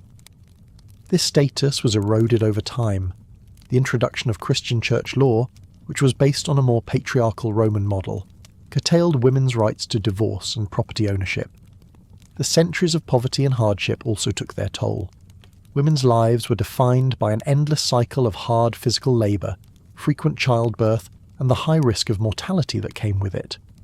Yet, the cultural memory of the powerful saga women was never entirely lost, and the essential role of women in the survival of the household ensured that they always retained a degree of informal power and authority. The modern feminist movement in Iceland has therefore been particularly powerful and successful, drawing on this deep cultural heritage. The Women's Day Off in 1975, when 90% of Icelandic women went on strike for a day to demonstrate their essential role in the economy and society, was a watershed moment that garnered international attention. The subsequent election of Vigdis Finnbogadóttir as president was a direct result of this new wave of activism. Today, Iceland consistently ranks as one of the best countries in the world for gender equality, with high levels of female participation in politics and the workforce. It is a modern achievement that has deep roots in the very first longhouses of the settlement age. The Icelandic relationship with the outside world has always been one of extremes, oscillating between profound isolation and sudden, intense engagement. For centuries, the island was a forgotten periphery of Europe, a place of myth and hardship. Then, moments like the Second World War would thrust it violently onto the world stage. The modern era, with its mass tourism and globalised culture, represents the most intense period of engagement in the nation's history. This has created a new kind of national anxiety. While the old fear was of being forgotten by the world, the new fear is of being consumed by it. There is a concern that the unique Icelandic culture, so carefully preserved through centuries of isolation, could be diluted or commodified by the pressures of globalisation. Can the Icelandic language survive the onslaught of English? Can the fragile landscape survive the footsteps of millions of tourists? Can the small, close-knit society maintain its social cohesion in the face of rapid demographic and economic change? These are the questions that preoccupy modern Iceland. The response has been a doubling down on the things that make the nation unique. There is a fierce pride in the language, a deep and almost spiritual connection to the dramatic landscape, and a continued fascination with the sagas and the history of the settlement. The past is not a foreign country in Iceland. It is a constant living presence, a source of identity, inspiration and debate. To understand the life of the modern Icelander is to understand that they are always, in some way, in conversation with the Viking settler who first stepped ashore on this remote and volatile island. A conversation about what it means to be free, to be resilient, and to make a home at the edge of the world. Let us delve deeper into the psychological landscape of the settler, the mental and emotional world that was shaped by their unique circumstances. The concept of Drengskapa was a cornerstone of this worldview. It is a word that has no simple English translation, but it encompasses a constellation of virtues: honour, fairness, courage, loyalty, and a certain generosity of spirit. A man who possessed Drengskapa was a man who played by the rules, who kept his word, who was a good host, and who faced his fate without flinching. To be called a Drengskapa man was the highest compliment. To be accused of lacking it, to be called a Nidinga, was the deepest insult, a social and moral condemnation. This ethical code was not based on divine commandment, but on a pragmatic understanding of what was required to make a society of proud, armed farmers function. It was a horizontal code of honour between peers, not a vertical one of obedience to a higher power. Your reputation, your ordstyr, was your most valuable asset. It was built up over a lifetime through your words and deeds, and it was fiercely guarded. In a society without a police force, a good reputation was your primary shield, and the fear of losing it was the primary restraint on your behaviour. Another key psychological trait was a profound attachment to one's home and kin. The farmstead, the bear, was not just a piece of property. It was the centre of a person's universe, the physical embodiment of their lineage and their identity. The sagas often begin with a detailed description of a character's farm and a lengthy genealogy, establishing their place in the physical and social landscape. To be driven from your farm to become a landless wanderer was a terrible fate. This deep-rooted connection to a specific place is still a powerful force in Icelandic culture. This attachment, however, coexisted with a certain restlessness, a Viking spirit that had not been entirely extinguished by a settled farming life. The desire to travel abroad, to spend a few years in the service of a foreign king, to trade, or simply to see the world, was a common ambition for a young Icelander. This journey, the Utavist, was a rite of passage. It was a way to gain wealth, experience, and most importantly reputation.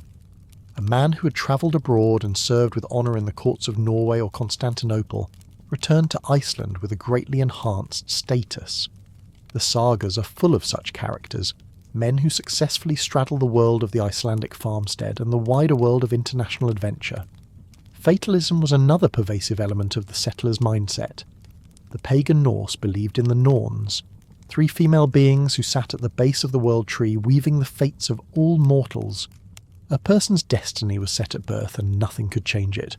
This belief did not lead to passivity, however. On the contrary, the highest virtue was to know one's fate and to face it with courage. The heroic ideal was not to escape destiny, but to live up to it, to die a death that would be worthy of a great poem and ensure that your name would be remembered. As the pagan poem Havamal, the Sayings of the High One, puts it, cattle die, kinsmen die, you yourself will also die, but the word fame never dies for the one who gets a good one. This fatalism was not entirely erased by Christianity. It simply took on a new form, blending with the Christian concept of divine providence. God's will replaced the weaving of the Norns, but the underlying sense that human lives were part of a larger preordained plan remained. This worldview, whether in its pagan or Christian form, was a powerful psychological tool for coping with the immense uncertainty and frequent tragedy of life in such a harsh environment. It provided a framework of meaning for events that were otherwise random and cruel. Let us also consider the soundscape of the settlement age. Our modern world is saturated with constant noise. Theirs was a world of profound silence, punctuated by the sounds of nature and human activity. Imagine the sounds of the longhouse, the crackle and hiss of the long fire, the rhythmic clink of the loom weights, the low murmur of voices telling stories, the bleating of a newborn lamb brought inside for warmth, the snores of the sleepers in the crowded darkness. Outside, the sounds were those of the land and the sea, the relentless moaning of the wind, the cry of a raven, the distant lowing of cattle, the thunderous crash of waves against the shore, the deep groaning sound of a glacier carving into a fjord. These were the sounds that filled their days and their dreams. The absence of modern noise pollution meant that they would have been far more attuned to these natural sounds, able to read in them the signs of the changing weather and the turning of the seasons.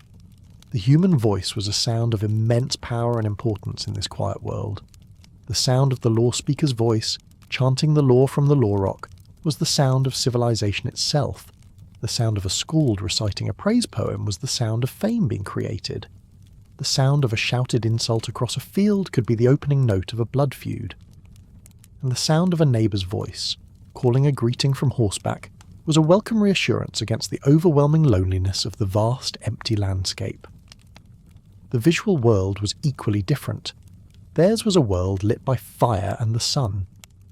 At night, the darkness was almost absolute, a deep velvety blackness unbroken by artificial light.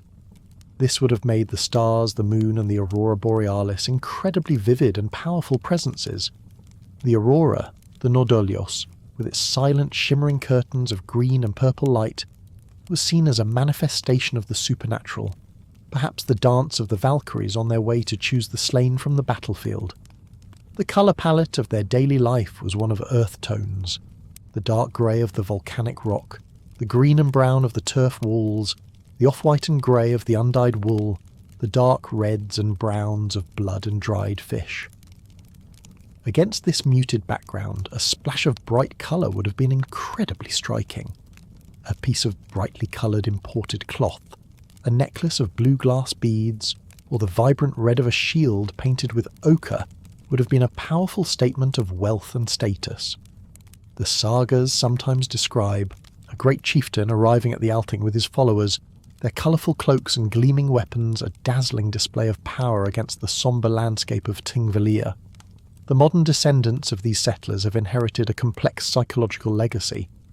The old self-reliance is still a powerful national trait, as is a certain scepticism towards authority. The deep connection to the land and the language remains a cornerstone of the national identity. The fatalism has perhaps transformed into a kind of pragmatic resilience, a calm acceptance of crisis that has seen the nation through volcanic eruptions, economic collapses and pandemics. But the modern era has also introduced new layers. The long centuries of poverty and colonial rule left a certain poverty complex, a lingering sense of being a small, overlooked nation that can sometimes manifest as an over-the-top desire to prove itself on the world stage, as seen during the financial boom. The sudden, shocking arrival of wealth and modernity in the 20th century created a society that is, in many ways, still grappling with its own identity, a nation with the ancient soul of a saga hero and the hyper-modern sensibilities of a tech-savvy cosmopolitan. This duality is visible everywhere in modern Iceland. It is a country where farmers use GPS to track their sheep, where fishermen use sonar to find the cod, and where geneticists use the sagas and a comprehensive national database to study the human genome. It is a nation that fiercely protects its ancient language, while also being one of the most connected and internet-literate societies on Earth. It is a land of profound ancient silences and world-class amplified rock music. To understand the life of the settler is to understand the root of these contradictions. It is to see that the modern Icelander is the product of a history that has demanded both a deep conservatism and a radical adaptability. They are the descendants of rebels who became meticulous lawmakers. They are the heirs of pagan warriors who became literate Christian scholars. They are a people who survived for 1,000 years by clinging to their traditions in one of the world's most unstable and rapidly changing environments. The story of the settler is not just a tale of the past. It is the essential grammar that is needed to read the complex, challenging, and endlessly fascinating sentence of modern Iceland. Let's consider the end of a life for the settler, burial customs evolved significantly over time. In the early pagan period, settlers were often buried with grave goods, objects they would need in the afterlife. A man might be buried with his sword, his shield, and his knife. A woman might be buried with her brooches, her beads, and her weaving tools. In some cases, as a sign of great status, a person would be buried in a ship, a practice known as a ship burial. The famous Oseberg and Gokstad ship burials in Norway are the grandest examples of this, but smaller. Boat burials have also been found in Iceland. This practice suggests a belief that the journey to the afterlife was a literal voyage for which a vessel was required. After the conversion to Christianity, this practice ceased. The dead were now buried in consecrated ground around the new churches, oriented east-west with no grave goods, awaiting the final judgment and the resurrection of the body. The burial mound, the Hauger, which had been a prominent feature of the pagan landscape, a place of ancestral power and potential danger, was replaced by the simple Christian gravestone. The relationship with the dead shifted from one of continued, often fearful interaction to one of memory and prayerful separation. The concept of time itself was different. The settlers did not think in terms of abstract numbered years from a distant event. Their sense of time was more cyclical and genealogical. The year was divided into 2 seasons, winter and summer. Months were named for natural phenomena or festivals. Time was measured by generations. An event did not happen in 1050. It happened in the days of King Olaf the Saint, or 3 winters after the burning of Njal. History was a personal family affair, a chain of begats that connected them directly to the great figures of the past. This is why the sagas are so filled with genealogies. They were the scaffolding upon which the settlers constructed their entire understanding of history. The literacy that emerged in the 12th century began to change this. The act of writing history down, of creating a fixed text, introduced a new, more linear concept of time. Snorri Sturluson's Heimskringla, his History of the Kings of Norway, and the Landnamabok, the Book of Settlements, which meticulously records the original settlers and their land claims, were attempts to impose a chronological order on the sprawling, chaotic material of the oral tradition. They were, in essence, inventing the discipline of history for their people. This respect for the written word, for the book as a sacred object containing the memory of the nation, is one of the most enduring legacies of the settlement age. During the centuries of Danish rule, when Iceland had no political institutions of its own, it was the shared body of literature, the sagas, the Eddas, the law books, that functioned as a kind of government in exile. It was the constitution of the national soul. When the time came to fight for independence, the argument was not just about rights and taxes, it was about the story that these books told, the story of a free and sovereign people. The modern Icelandic school system reflects this deep reverence for the past. The sagas are a mandatory part of the curriculum. Every child learns about the settlement, the Commonwealth, and the great heroes and poets of their history. This ensures that the foundational story of the nation is passed down, not just as an academic subject, but as a living part of every Icelander's cultural DNA. It is a conscious act of memory, a refusal to allow the modern world to sever the connection to the turf longhouse and the world of the first settlers. What, then, can we say is the ultimate legacy of this audacious experiment? It is a story of profound and often painful contradictions. It is a story of a people who sought freedom from the state and created a society that devoured itself in the absence of one. It is a story of a culture that produced a world-class literature while living in conditions of profound material poverty. It is a story of a nation that was fiercely independent in spirit while being utterly dependent on the outside world for its survival. But above all, it is a story of resilience. It is a testament to the ability of a small community, armed with a powerful culture and a deep sense of its own identity, to endure almost unimaginable hardship.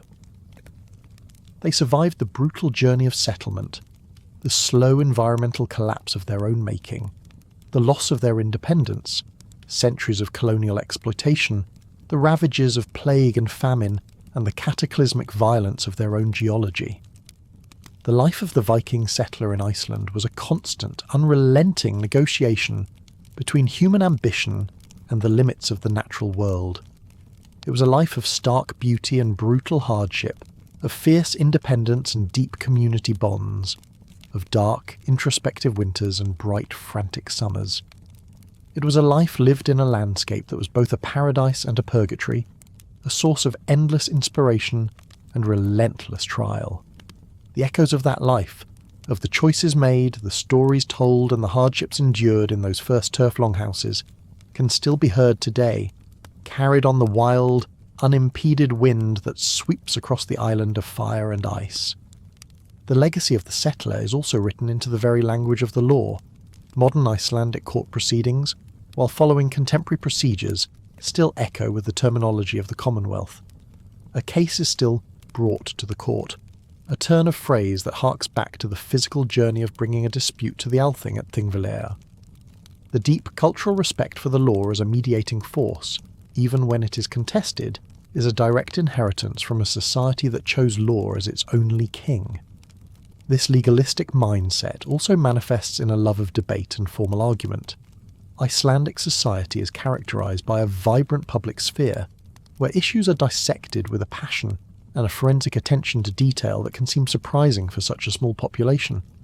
This is the spirit of the Althing, democratized and brought into the modern age, a belief that the best way to resolve a dispute is not through violence or authority, but through the structured public use of language. Consider too the role of travel and exploration in the Icelandic psyche. The voyages to Greenland and Vinland were the ultimate expression of the settler's outward-looking spirit. When that outlet was closed off, that energy was turned inward. But in the modern era, with the advent of air travel, Icelanders have once again become a nation of passionate travellers. The tradition of the utavist, of the young person venturing abroad to see the world, is stronger than ever. This is not just tourism, it is a cultural imperative, a reenactment of the ancient pattern of leaving and returning, of engaging with the wider world in order to better understand one's own place within it. And finally, let us return to the land itself, the ultimate protagonist in this long saga. The modern Icelandic environmental movement is not just a political or scientific phenomenon. It is a deeply spiritual and cultural one. It is born from 1,000 years of intimate, often painful experience with the consequences of ecological imbalance. The memory of the lost forests, of the eroded soil, is a form of collective trauma that informs the modern desire to protect the fragile highlands and the retreating glaciers. The veneration of nature is a form of ancestor worship, a recognition that the choices made today will determine the fate of the generations to come, just as the choices of the first settlers shaped the landscape for a millennium.